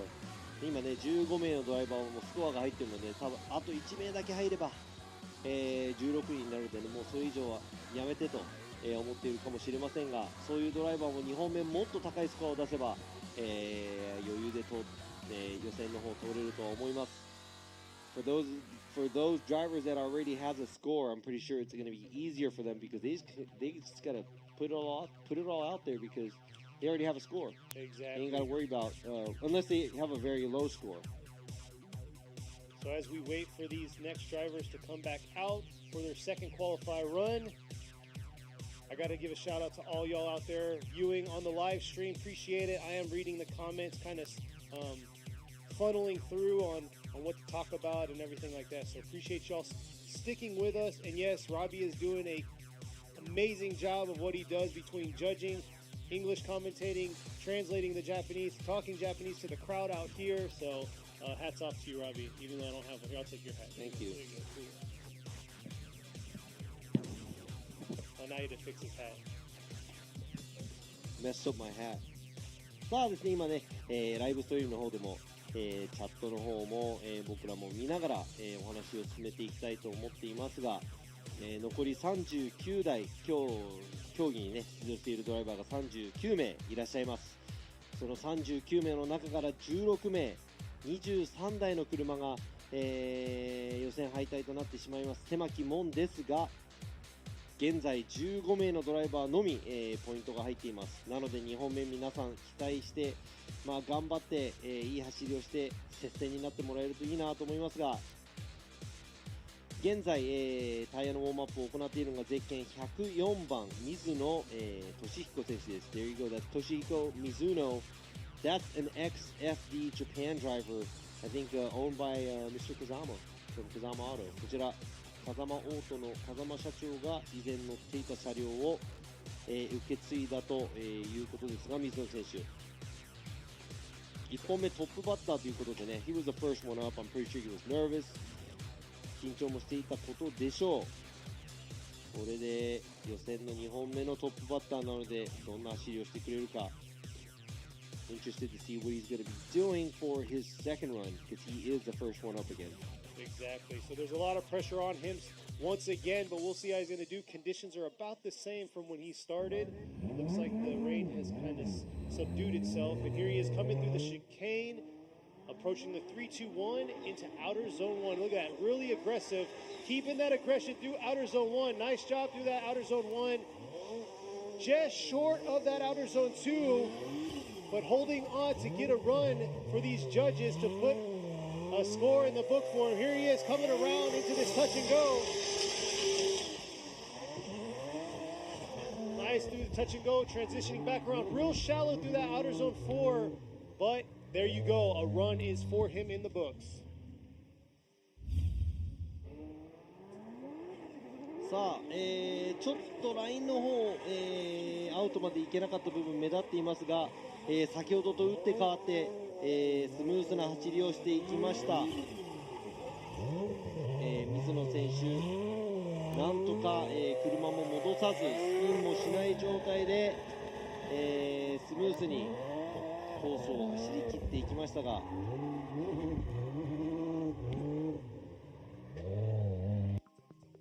So we'll see. There you go, 65 for his second qualify run. さあ、水野選手1本目、65ポイントです。これで16台揃いました。ここで予選は、嘘です。So that's it. We got 16 cars. So now we're going to see who's going to go on top. これからですね、誰がその順位を1番に通るか、16名のドライバーの中にいるのか、この後38名のドライバーが競います。2本目の走行、ゼッケン144、Daniel Mesmer, the sideways experience. See how Mesmer's going to do. He came real aggressive the first time, but looks like he's holding back just a little bit. Just catching back around to outer zone 3 here. Saving his car through that transition, leaving outer zone 2.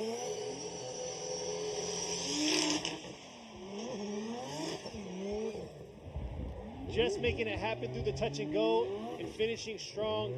Could have been a little deeper through that outer zone 4, but was trying to get something in for the judges. いや、1と2のアプローチはね、結構スピード感がありましたね。He looked like he was about to go off, but he kept it on track. Very aggressive driving. So I would have to say he's going to have a solid score down. Not sure where it's going to put him because of the line and the style, but as an angle judge, pretty good score from me. さあ。こ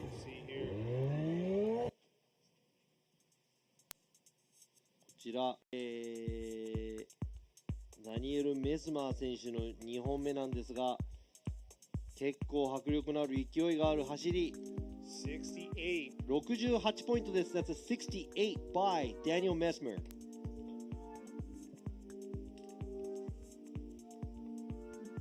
さあ続いてのドライバー、こちらね、先ほどの中村真希選手は、多分リタイアとなったので、続いてのドライバーゼッケン67番大友隆一選手、小松レーシング2本目、1本目0点、なんとかポイント取りたい。 Brand new build just got done. IS3, oh, too aggressive. Oh, not able to hold on there. Really aggressive through that outer zone one. Unfortunately, he is not going to make it with a second incomplete for round one. いやー、まあデビュー戦ということで、なんとか多分力が入りすぎたのか、2本とも0点となってしまいました。残念ながら大友選手、ここで予選敗退となります。さ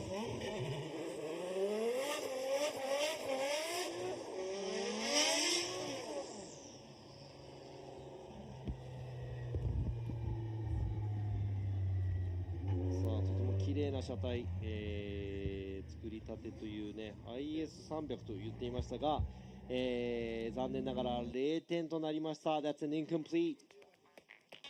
Clean car though, Yes, nice very build. beautiful Yeah. build car. I see it all the time because it's in my shop. Just sitting there. But we'll see how he will do in round two at Ebisu.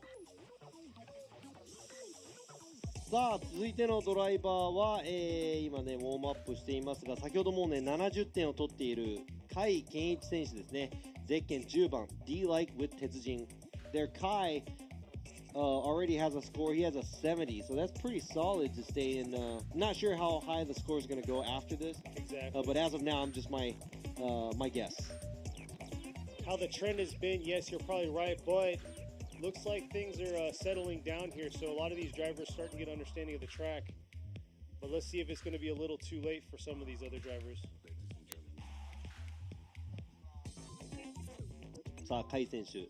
Let's see here how Kai's going to do. 1本目70点なので2本目ドンと来てほしい。さあ振り出しから。Oh, just carrying it through, getting right back home. Losing it on that second half of outer zone 2. ちょっと力は入りすぎたようですね。It looked like he did a little bit too much, and that would be an unchaseable lead run. Also, incompleting through the finish line, and I think that's a little before the patch of oil that they have at the outside zone 4. Here you go. Kai with the 70. We'll see if that's enough to get him into the top 16 for round 1. さあ70点が、この予選通過ポイントの、足りる点数になるのかは分かりませんが、Not sure if the 70 is going to be good enough or not, but it might be, it might not be. We'll have to see. So we'll see here. Gotta say, early on in the chat, somebody asked if I really am reading, and yes, I really am reading. Yes, guys. Because Robbie's Kenny doing is, a but lot. I'm sorry. I keep talking about. I'm pretty sure we want to talk about other stuff. You know, butterflies and the sky. No, just kidding. But I gotta kind of, explain a little about the. He's talking to the track, live sorry. audience out here, but at the same time, we're trying to keep y'all in tune too.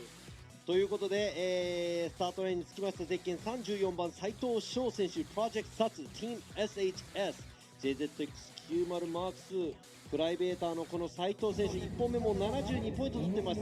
He's a privateer. He already got a 72 on his first run. Let's see what Saito's second run is going to be. Exactly. He did a really good job manipulating the car in all the zones. Let's see how he's going to do. What he's going to do to pick it up here and catch those points that he left behind. It looks like outer zone 2. あれは止めすぎだな。 Yeah, it looks like he kind of stalled up through that outer zone 2. Wasn't able to carry his car all the way out to the outside zone. Here he is coming around to the touch and go. ちょっと、アウトゾーン2から出ていくところ、ちょっと、耐えようとしていたんですが、止めすぎ、ですね。That's going to be an unchaseable lead. That's a hard stall at the outside zone 2. It was almost a half spin. He was waiting for the car for it to not over rotate. but that's going to be an incomplete. But he does have a 72 Exactly. for his first run. That's impressive because there's only a handful of 70s and 80s. さあ続いてのドライバーゼッケン117稲岡祐希選手、2本目です。1本目残念ながら0点だったんですが、なんとか2本目ベスト16に残るぐらいのスコアを取りたいところ。 Pretty sure Inaoka is trying to get into the top 16. His first run he got an incomplete. Almost had a score in the books, but unfortunately incompleted. So we'll see how he's going to do here on the second qualify run. Real aggressive approach through that 3-2-1 in that outer zone 1. Oh, getting right back on it right there. Short of. Oh. なんとこちら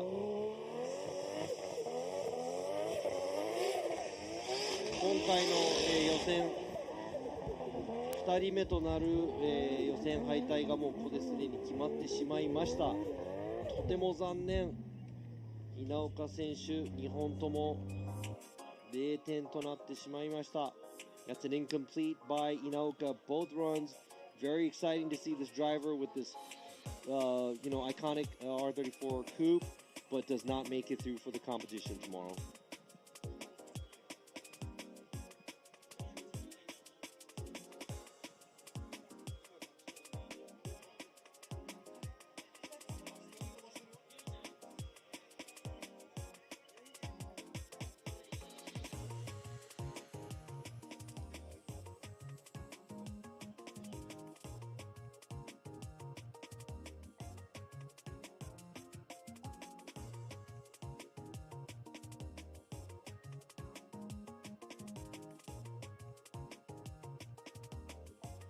So they're trying to figure out.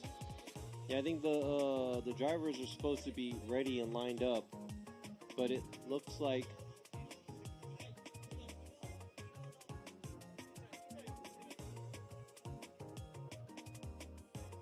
Sorry for the silence. So the drivers are getting squared away.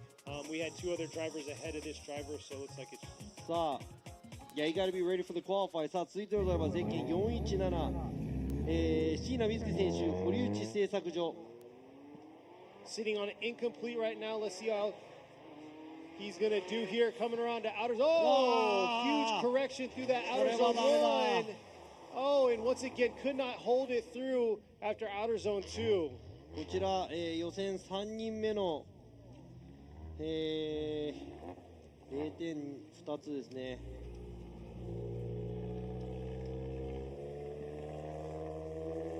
That's very unfortunate right there.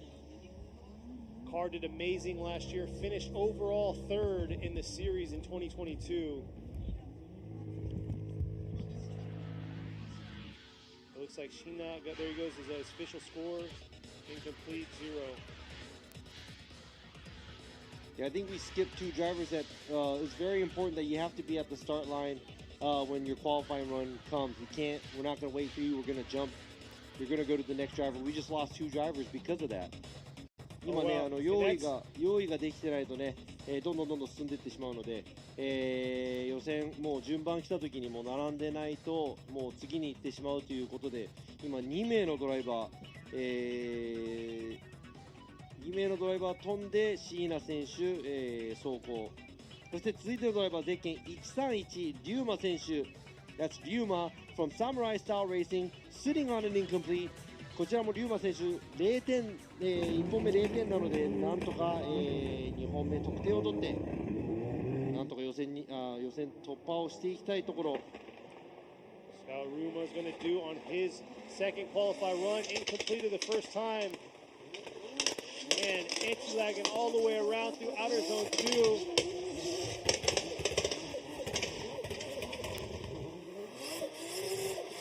Anti-lag がすごい。Car just popping.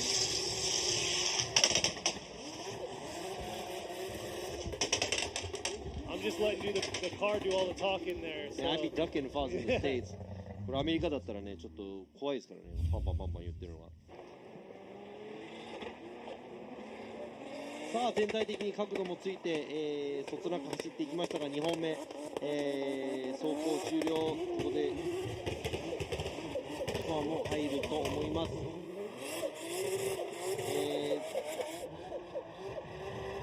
ごくいろいろ調整をしているみたいなんですが、龍馬選手1本目走り切りました。ちょっと振り返しても引っかかったかなという部分もありましたが、全体的にどうか。さあ龍馬選手70ポイント、that's a 70 by 龍馬。なんとか2本目で得点を取って入ってきました。Might be safe, might not be safe, but we'll see here. さあ続いてのドライバーゼッケン786カーン・ロハブ選手です。 Our nation is Rohab sitting on an incomplete. Let's see what he's got for a second run. Yeah, he's got to pick it up here. He's got to collect himself, but not be too aggressive and get a run in the books. Here he is filling all of outer zone 1 and outer zone 2. Nice job manipulating the car into those zones. Here he is swinging right back around. Not bad at all there. Let's see how this transition through the touch and go is going to be. Could have been a little deeper through that touch and go, but here he is transitioning back around into that outer zone 4 overall. Not a bad job by Rohab. さあアウトゾーン2の、角度のつけ方結構良かったんですが、その他がちょっとね、アウトゾーン1通るところもちょっとやっぱり、安全に走っていったせいか、全体的にはそうですね、ちょっと詰まりましたが、全体的には切なく走っていく感じですね。やはりこのコンディションだとあまり無理しないような走りをしなきゃいけないのがちょっと残念なんですが、ロハブ選手も2本目でなんとかスコア入ります。I know a lot of these drivers aren't going to go hard or go ham on their second run just to get a score, but there you go. 69. ロハブ選手69ポイント、that's a 69 by ロハブ。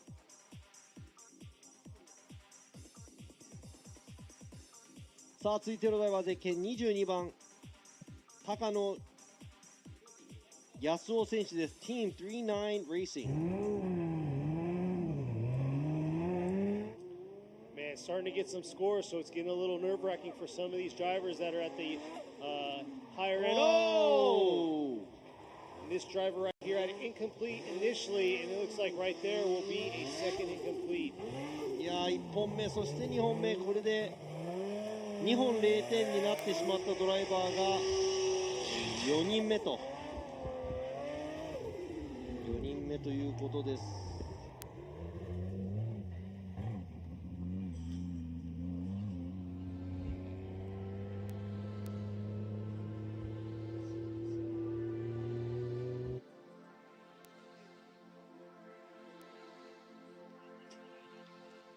さあ続いてのドライバーです。ゼッケン350鈴木和正選手 APG Japan Carzoo Racing。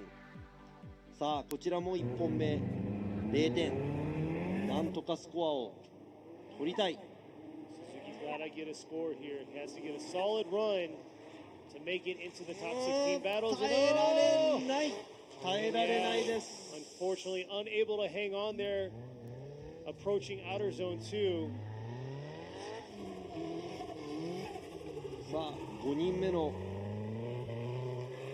0点。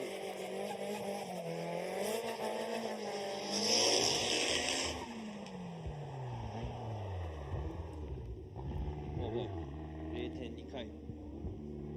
Two incomplete. Just saved it too. さあ残念ながらこちら鈴木選手も、予選敗退となってしまいます。次回頑張ってほしいです。さあ現在バーンアウト、タイヤを温めている、ウォームアップをしている田島雄一選手、先ほどね、5分間ルールを使って何か車の修理をしていましたが、 Here you go. Tashima had to use his competition timeout for something earlier for his first run, but it looks like he is ready to go because he's sitting on an incomplete as well. こちらもね、この先まだね、数名1本目0点という過酷な状況に陥っているドライバーが続きますが、田島選手それをなんとか脱出できるか。We'll see how this second one goes. Too hot, leaving outer zone 1, unable to keep control of the car. このね、降ってるか降ってないかちょっとヌルヌルしている状態がもしかしたら一番難しいのかなと思いますが、 Not sure what the condition is on the track, but maybe it's kind of like slimy and slippery right now because it's not fully wet. You know? And maybe that's just, you know, throwing off all the drivers.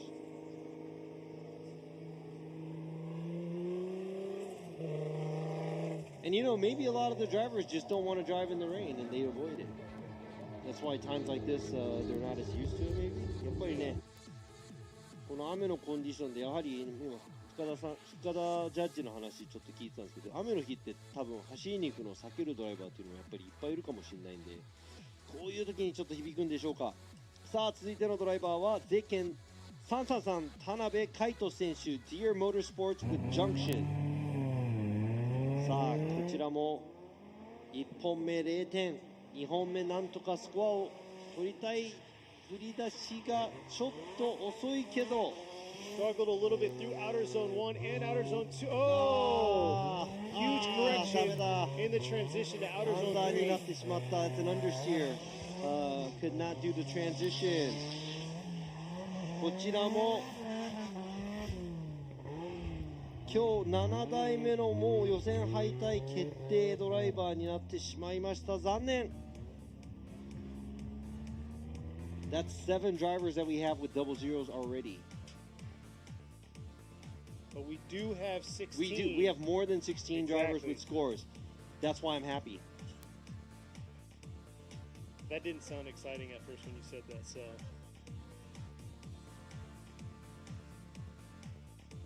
We have 19 drivers with scores. スコアが入っているドライバー19台あります。さあ続いてのドライバーゼッケン551岩崎沙織選手 Team 沙織 with Globe Motis。 女性ドライバーである岩崎選手も1本目0点、2本目なんとかスコアを残していきたいところ。 See how Iwasaki's gonna do here. Had an incomplete on first.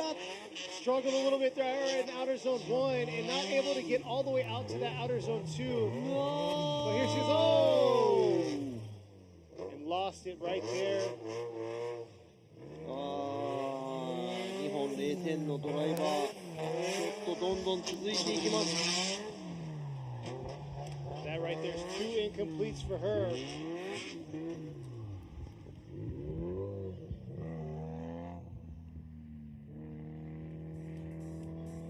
The official right there, 2 incompletes. So hopefully we will see her out for round 2 at Ebisu.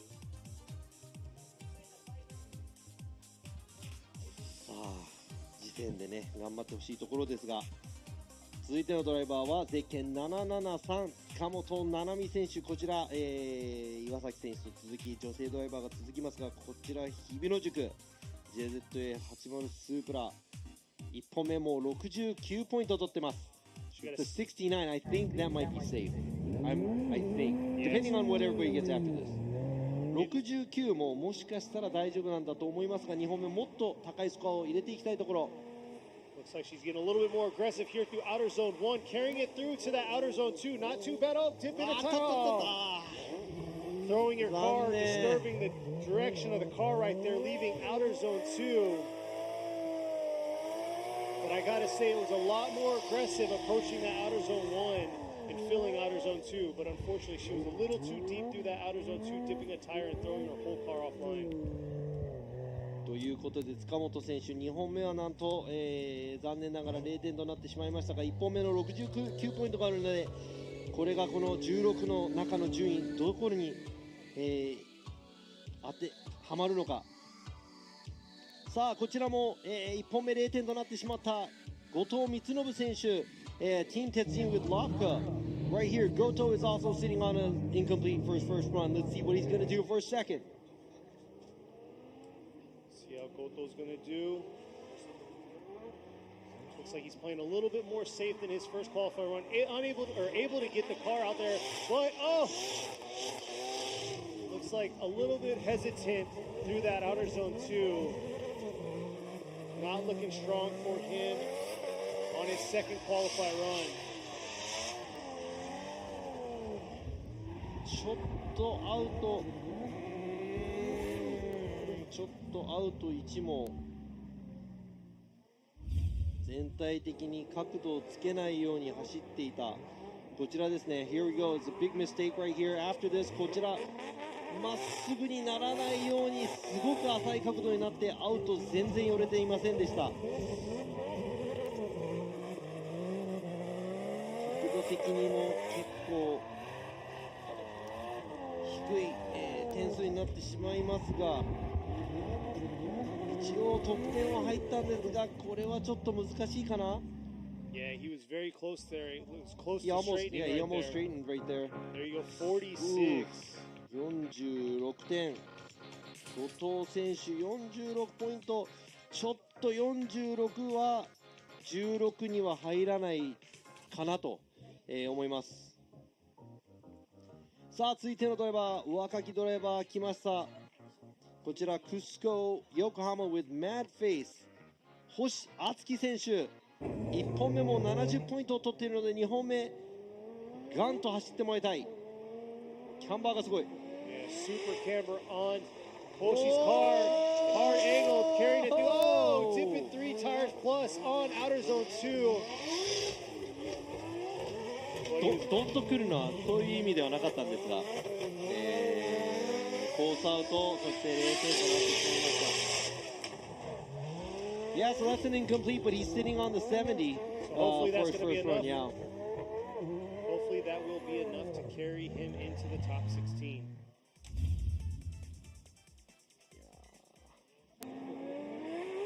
さあこちら進入からちょっと振り出し遅れからの、角度つけすぎたという。もうねアウトゾーン2のアウトクリップ、コーンがもうね泥色です。We got a piece of mud standing for the outside zone 2, the second cone. It's like been just, beaten, yeah. that cone's been, you know, it's seen better days. Maybe we'll hang your coat up over there and it'll be good. Yeah, Mr. Iwata said, you know, the outside zone 2 cone is going to taste like chocolate because it's all brown. I'm just surprised nobody broke any arms or anything there so far. Hit that bobble every single time. Yeah, アウトゾーン2にね、タイヤとかがちょっと出てしまったりとかしているドライバーで、ボディ、まあ、車体にダメージがないのがちょっと奇跡的だなと思いますが、You're right. I mean, at least a wheel. You know, there's a lot of cars that went off course, yeah. There So you here go, we the go. official score right there. 星選手、 Incomplete. 2本目0点となってしまいました。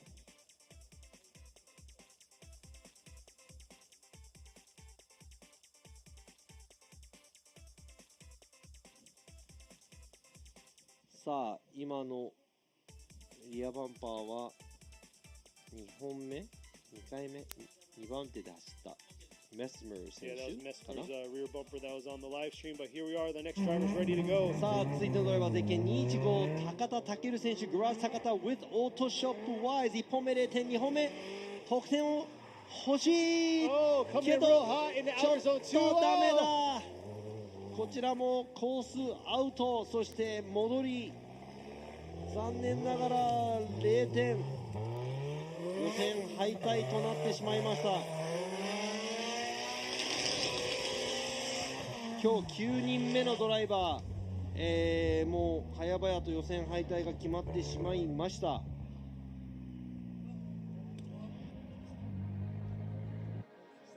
So there's the official score, incomplete, 2 incompletes for Takata, so that's going to finish his weekend up.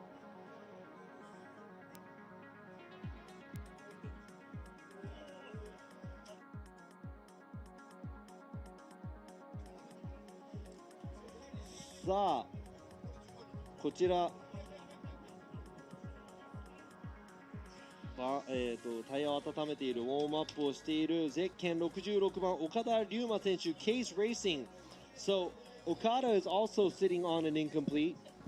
Yes. And yeah, I think his first, you know, looking at all these runs, the trend we see, there's a pack of people that have scores, and there's a pack of drivers. Like from here, 5-6 more drivers, they're all incompletes for their first run. So let's see what Okada could do for his first run. See if he's going to clean it up. He's very aggressive first time, and once again, unable to hold on, came too aggressive into outer zone 2. Very unfortunate. 本日10台目となる、予選敗退、早場となってしまいました。That's 10 drivers that we have already with double zeros. But let me remind you, we already have 19 drivers, maybe even 20 drivers with scores. So we filled our top 16 for tomorrow's tandem battles. But we're going to see who can make it in and steal a spot from one of those 19 drivers or one of those 16 that already have it.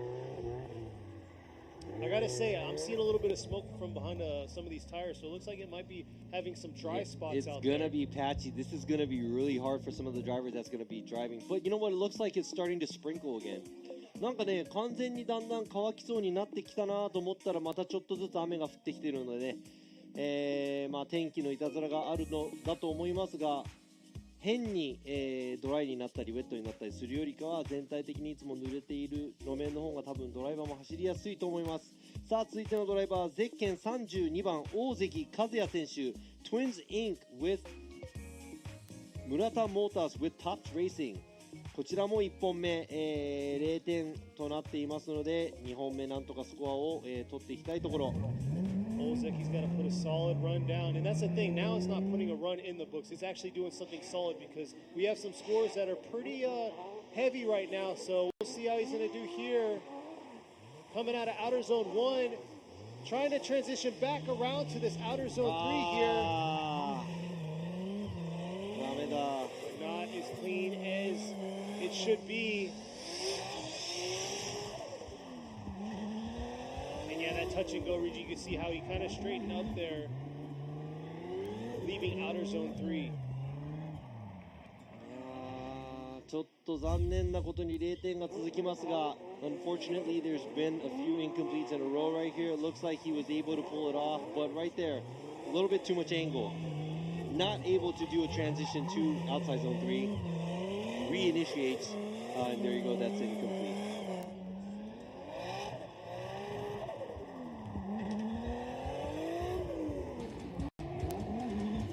さあ大関選手の2本目も0点となってしまいました。さあ続いて、スタートラインにも待ち構えているのがゼッケン767ラーマン・ラセル選手 RS 渡辺ガレドリ海 By now Japan, so Rahman is ready to go. This is his second run. His first run, he's sitting on an incomplete. ラーマン選手1本目も0点、2本目どういう走りをするか。Oh, can he hold on to it right there? Right back on. ダメでした。なんとこのでもね今ちょっとらしくないなと思ったらラーマン選手地味な0点でしたね、この2本目。That was kind of a he's usually a lot more how can I say it rough. Yeah, but he got an incomplete being careful, which doesn't happen so often, but unfortunately he almost had it but just couldn't hold on through outer zone 2. Yeah, unfortunately that's an incomplete. 2 incompletes. ラーマン選手残念ながらこの FDJ2 2023 1戦目でなんと予選敗退となってしまいました。さあ続いてのドライバーゼッケン72番西崎智春選手種松 Thunderbird. So Nishizaki's going to do had an incomplete on his first qualify run. We talked about earlier, he's owned this car for years. I think it's a single owner by him.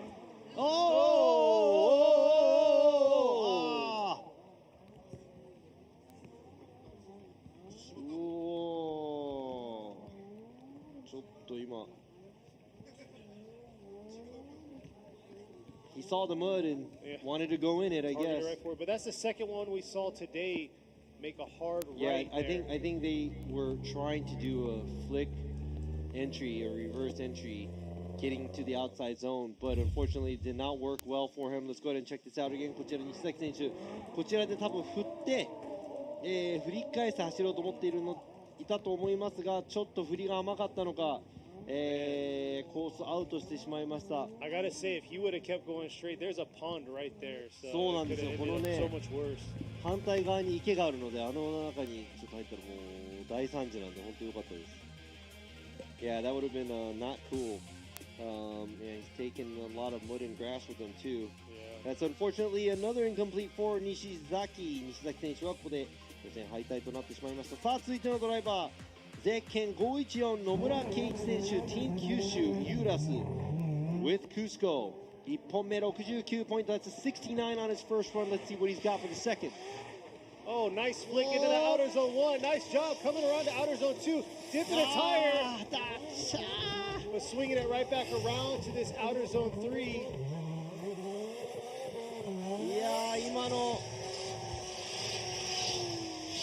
あそこまで切り込まなかったらもうアウトゾーン2で完全に左にハンドル切っちゃってたのでアンダーということで2本目は0点。 That's an incomplete for a second run on the outside zone 2 as he was trying to recover out of the dirt. He just steered in a little bit too much. I like the way he flicked it. I like the way he did. There you go. Steering to the left. That's an opposite drift pretty much. Very unfortunate for him right there.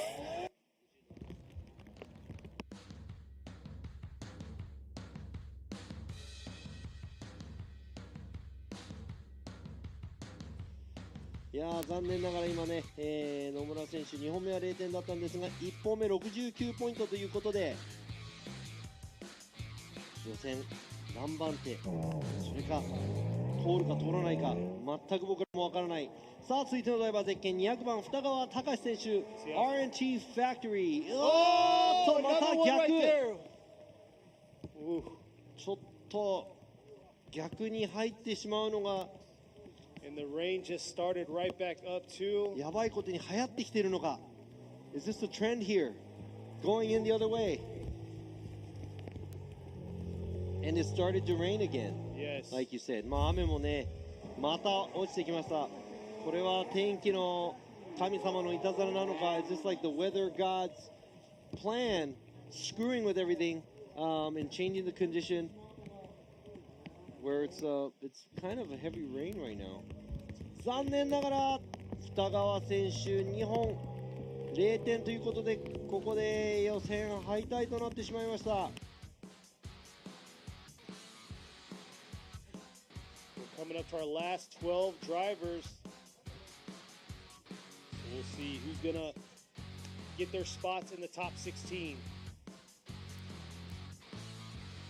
さあこちら1本目は0点2本目得点が欲しいゼッケン78番池本和真選手 Progress Pro Mu Project Mu Motis さ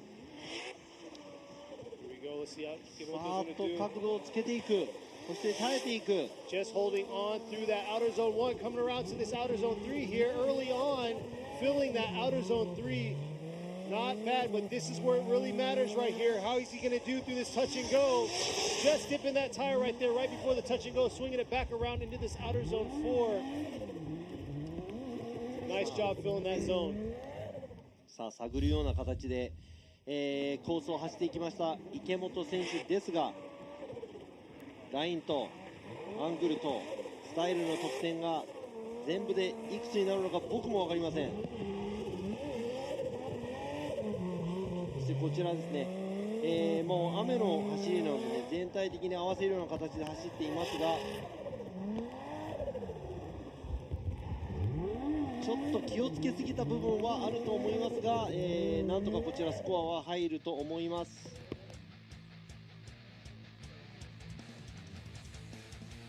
さあなんとここで池本選手74ポイントです。74 by 池本 This may be safe.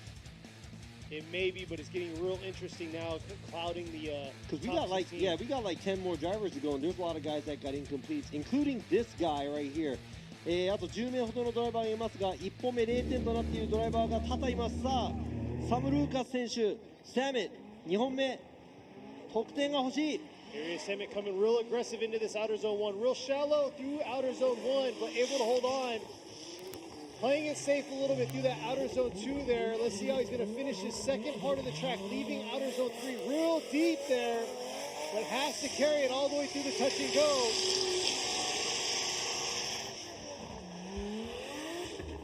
Throwing a little bit of left foot braking there through that touch and go to make it into the finish through that outer zone 4.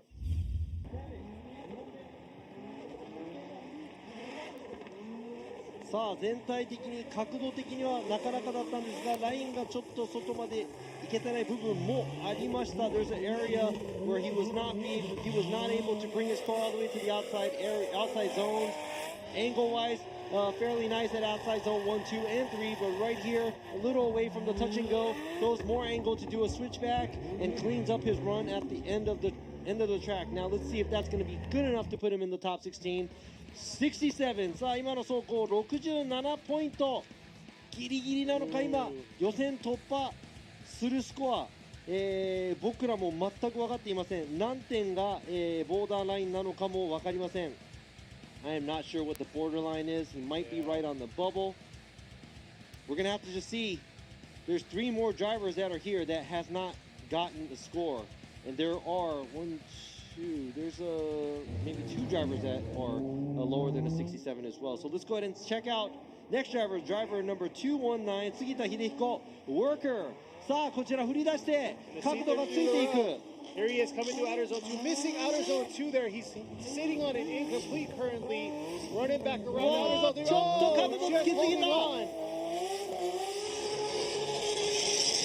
Carrying it through this touch and go. Nice job through that touch and go. Can he swing it back around? Oh, and just playing it safe through the finish.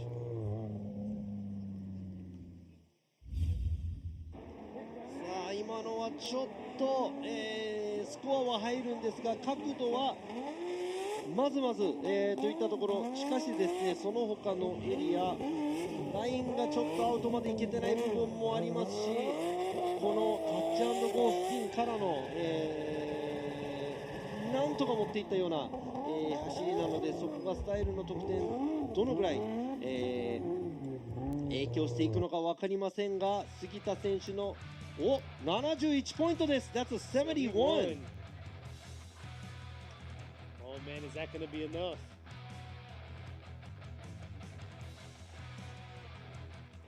さあ続いてのドライバー、1本目65ポイント、2本目何点上げられるか。ゼッケン82番糸山修平選手。 Yeah, Itoyama's probably not sitting safe at a 65 right now, so he's got to step it up and make something happen on his second qualify run here. Coming back around, filling outer zone 2, trying to hold it all the way in, but looks like he let off a little bit early, not able to get deep enough into that outer zone 2. Same with outer zone 3 there, but we'll see how he's going to finish the rest of the track through the touch and go, and then outer zone 4.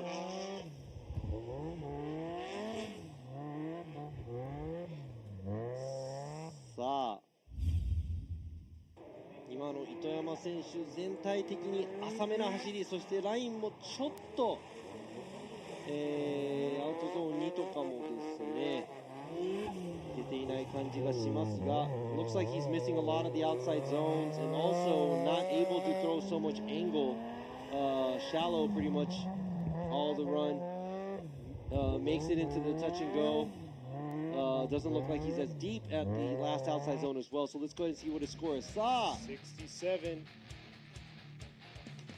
Don't think that's going to be enough for him to be in the top 16 tandem battles.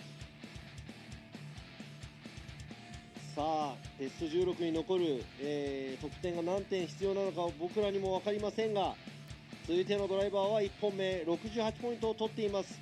ゼッケン2番ラバー博士 AMC Racing. So Dr. Rubber already has a 68 for his first run. So he is higher than some of these drivers, but I'm not sure where the bubble's at.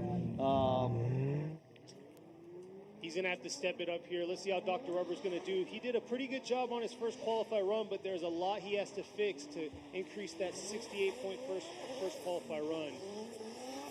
And you can see a little bit of fluidity was taken away in that outer zone 2, trying to manipulate his car around that zone. Ooh, and almost lost the rear end there through outer zone 3.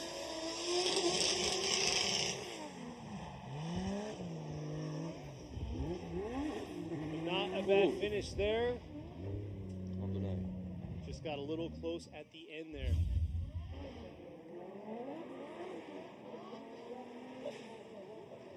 さあちょっと、気をつけすぎてしまったのか。He looks like he's a little way too careful, very shallow on the angle in most of the areas here.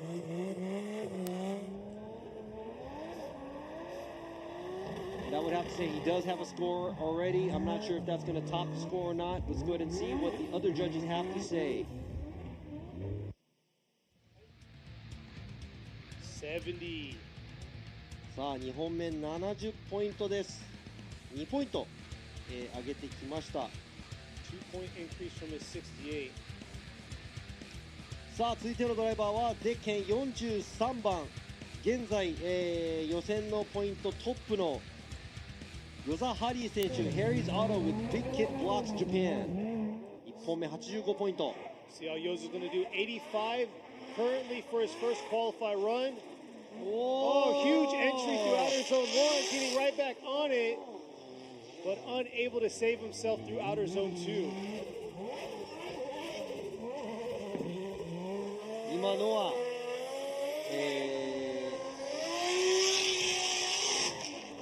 なんとか、もっといいスコアを出そうと、アタックしましたが失敗に終わってしまいました。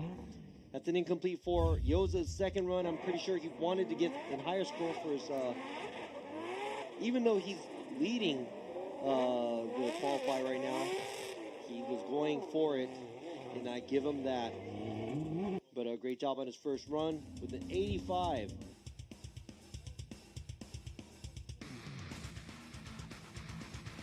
さあ続いてのドライバー1本目0点です。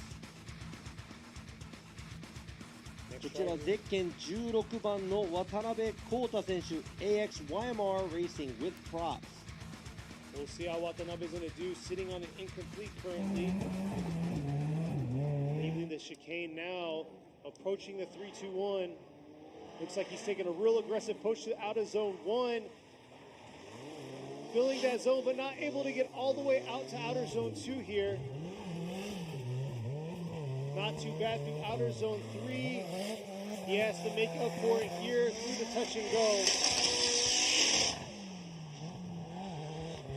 Leaving a little early. Just holding on. Whew. Almost lost the transition in that touch and go to outer zone 4. ありますね。角度がいい部分と後半ちょっと悪くなっていった部分がありますが、アウトゾーンを通れる部分と通れない部分、そうですね、ちょっとタイヤも出てしまった部分あります。そしてタッチ&ゴーなんですが、タッチ&ゴーから離れていってしまいましたが、この振り返しちょっと引っかかる感じが、これでスコアは入ります。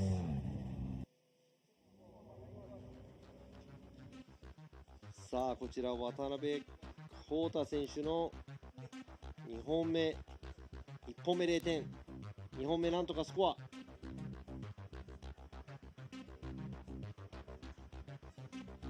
うわー、65ポイントか。I'm not sure if the 65 is good enough. いやー、ちょっと難しいかもしれません。でも分かりません。スコアの集計してないので。さあ続いてのドライバーも女性ドライバー、1本目は67ポイントかな。ちょっと67じゃ分からない。ゼッケン168、箕輪正也選手、ヘイメン、なんとかスコアを上げていきたいところです。See how Minoa is going to do 67 for her first qualify run. Has to step it up here, improve and get these judges to give her more points for her second qualify run. Not bad in outer zone 3, filling that zone completely and getting right back on it through the touch and go, transitioning back around through this outer zone 4. ちょっと最後の角度は浅めでしたが、アウトゾーン1クリアしていくところ、姿勢は崩さずタイヤだけ、落ちてなんとか復帰して入ってきましたね。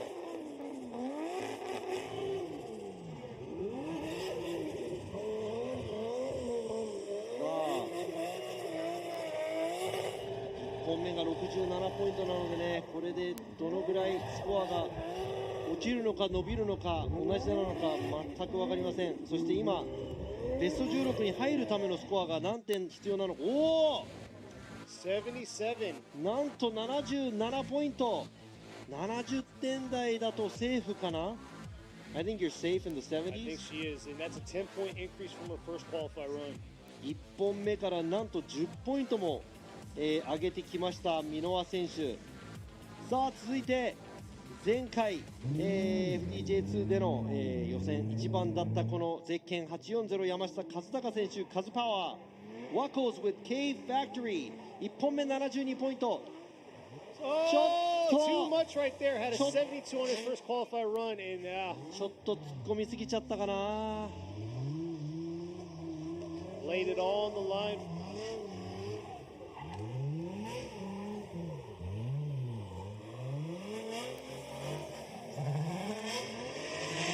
こちら VR 搭載の山下選手、そっち行っちゃダメ。ああ、危ない。I did not want him to go off track to cause us having to tow the car, but he made it in. And he's got a score. He's got a 72 for his first run. 1本目が72ポイントということで、山下選手、2本目0点。残念ですが、あと残るはこの39台のドライバーの中の残るは3名のドライバー、そしてこの次のドライバーはもう83ポイント取っているゼッケン115の浜田清文選手、 GH Racing R32。 去年もね、He was on the podium last year. 去年も表彰台立ってます。 Yes, and he's sitting at an 83, 2 points shy of the top qualifier. I'm looking forward to something great. これは期待できます。 Here he is coming up to outer zone 1. Nice job filling outer zone 1 there, trying to carry it all the way out. Nice, able to hold on to the second half of outer zone 2 there, filling outer zone 3. すごい走り、ここまでは。さあ、後半どうなるか。このコンディションでもささっと走り切ってしまう、それがこの浜田の走り。 I gotta say, a lot of drivers were struggling to get their cars through the touch and go and get all the way out into the box, but he was able to get there and make it happen. I don't know what the difference is, but he looks like the car's not even slipping. It looks like he's gripped really well, a good balance, and he's throwing the car around like he's so used to it. This is a very beautiful run, and I am sure this may be higher than the 83. 今の走り、この浜田選手の走り、安心、して見られる走り、失敗も今ね、走りながらしなさそうな。87! トップに踊り出ました、浜田選手87ポイント。 Stealing it right at the end. What did I say? Pretty good judge, right? I knew that it was going to be higher. 今のは本当にいい走りでした。去年の山下選手のドライの得点を上回るこのウェットでの87ポイントはすごいと思います。He got an 87. That's a point higher than last year's Yamashita in the dry. That is very impressive. さあ、残すところあと2名のドライバー。Last two drivers. 石塚真一選手、オートガレージです。クリーブ・スノコ・ウィステリア。先ほどの走り74ポイントです。Suzuka looked like he held a little bit back there through that outer zone 1, but was able to get all the way through outer zone 2. And here he is starting off real early to that outer zone 3. So we'll see how this touch and go goes. He's got a 74 on his first qualifier run. Will it be enough right here to increase that 74-point first qualifier run? さあ、ちょっと、まだ抑えめな感じでもね、すごくクリーンな走り、ミスター安定感、石塚選手なんですが、1本目も74ポイント取っているので、果たしてこの2本目で、スコアを伸ばせるかどうか。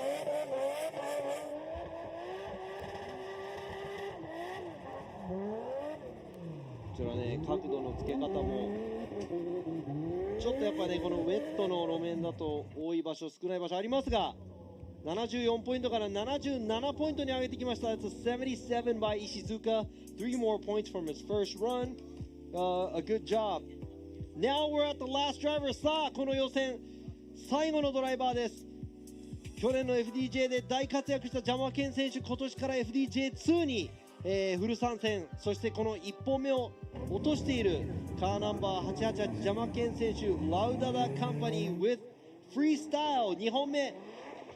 Here we are, the final run for opening round here, round 1 for the Yokohama Timer presents Formula Drift Japan FDJ2. Jamaken finishing us strong right here, coming around outer zone 3, trying to make it happen. Leaving a little early through that outer zone 3, but let's see if he can make it happen here in the connection between the touch and go to outer zone 4.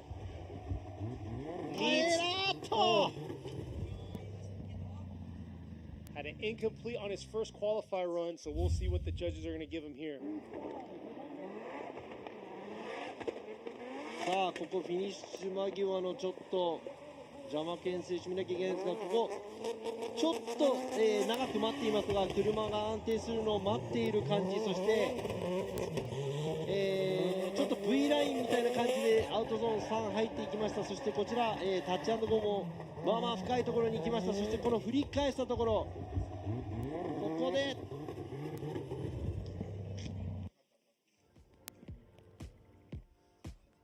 That was the last run. 39 drivers today. All drivers got 2 qualifier runs. Been a long day. We had a delay due to engine issues, oil spill from the outer zone 4 to the pit, so we had to do a huge cleanup. But yes, thank you all the viewers out there that are still tuning in with us from the start. We do appreciate it, and we love you guys for tuning in to us and obviously throwing in some of your scores like you are right now for these drivers. さあということで、全てのドライバーが走り終えましたが、ここで邪魔犬選手の最後の、走りのスコアが何ポイントになるのか。See what Jamaken gets. He's a 73. That's a 73 by Jamaken. ということで、全てのドライバーが予選走り終えたところでスコアの集計をして、順位の発表の方を後で、していきたいと思いますが、いやーなんかすごい長く感じた、予選でした。Felt like it took forever right there. I mean, obviously we had the oil spill. ちょっとコンディションの変化だったり、ちょっとしたアクシデントがあったりとかなんですが、I think it stopped raining like 3 times while we were doing this. 3回ほどね、雨が止んだり降り出したり、いろいろありました。さあ、今ですね。暫定で、先ほどトップ、のスコアを叩き出したドライバーの、走行、予選の走行を見ていきたいと思います。Let's go ahead and see the top qualifier as of now, qualify run. こ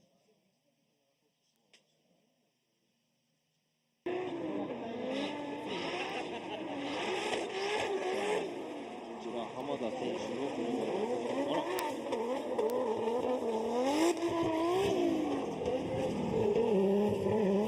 ありました。いや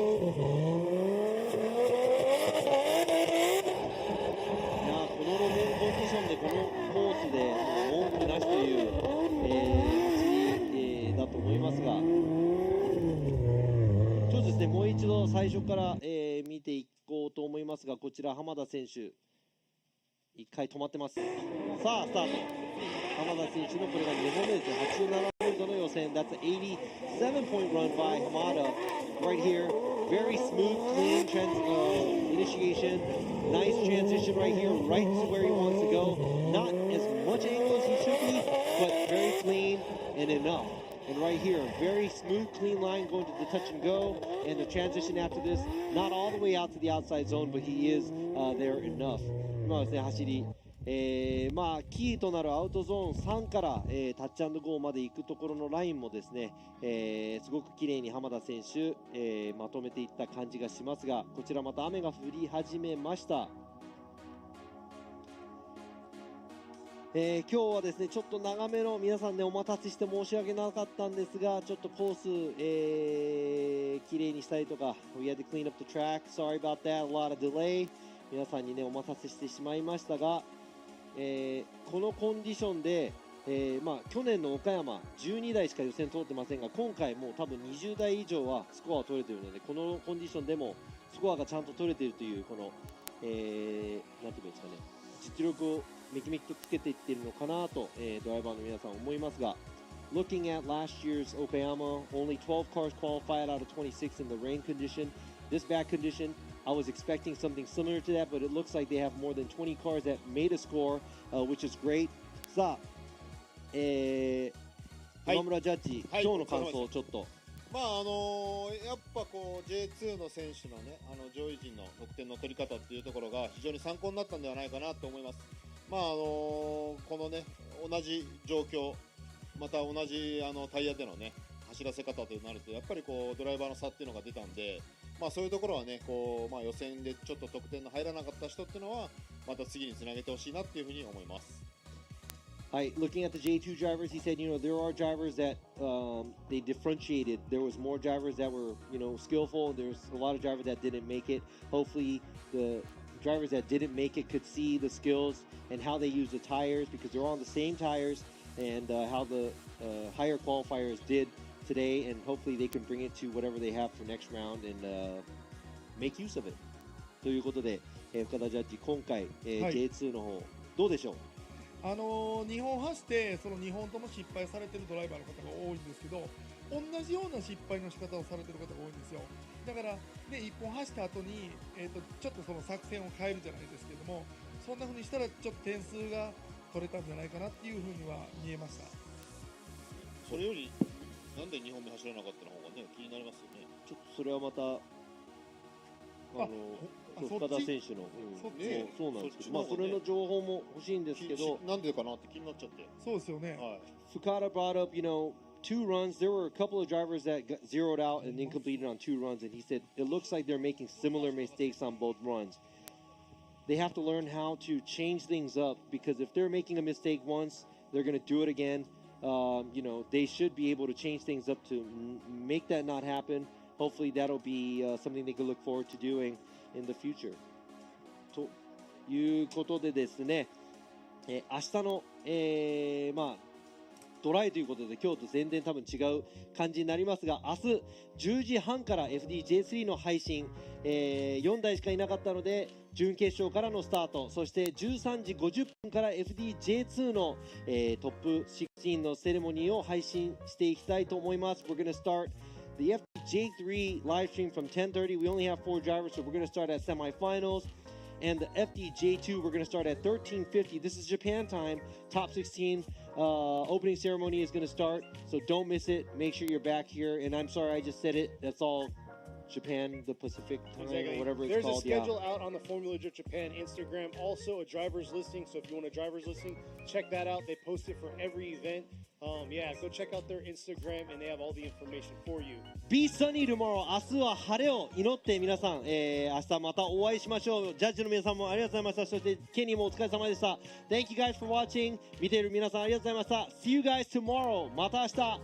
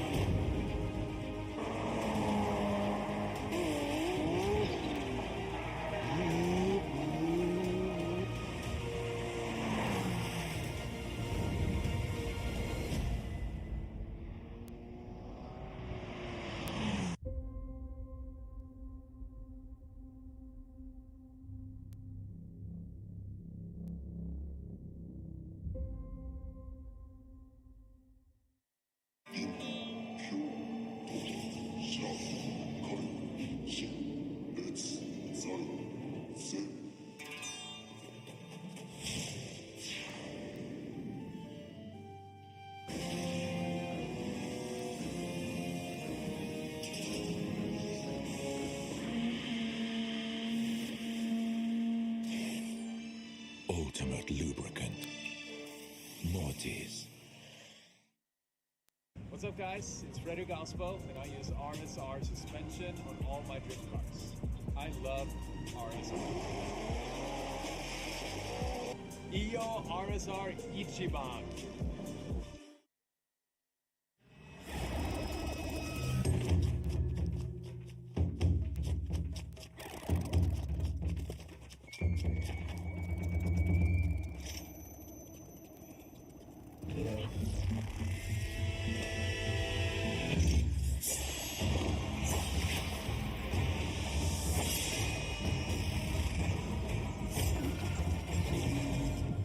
Made in Japan.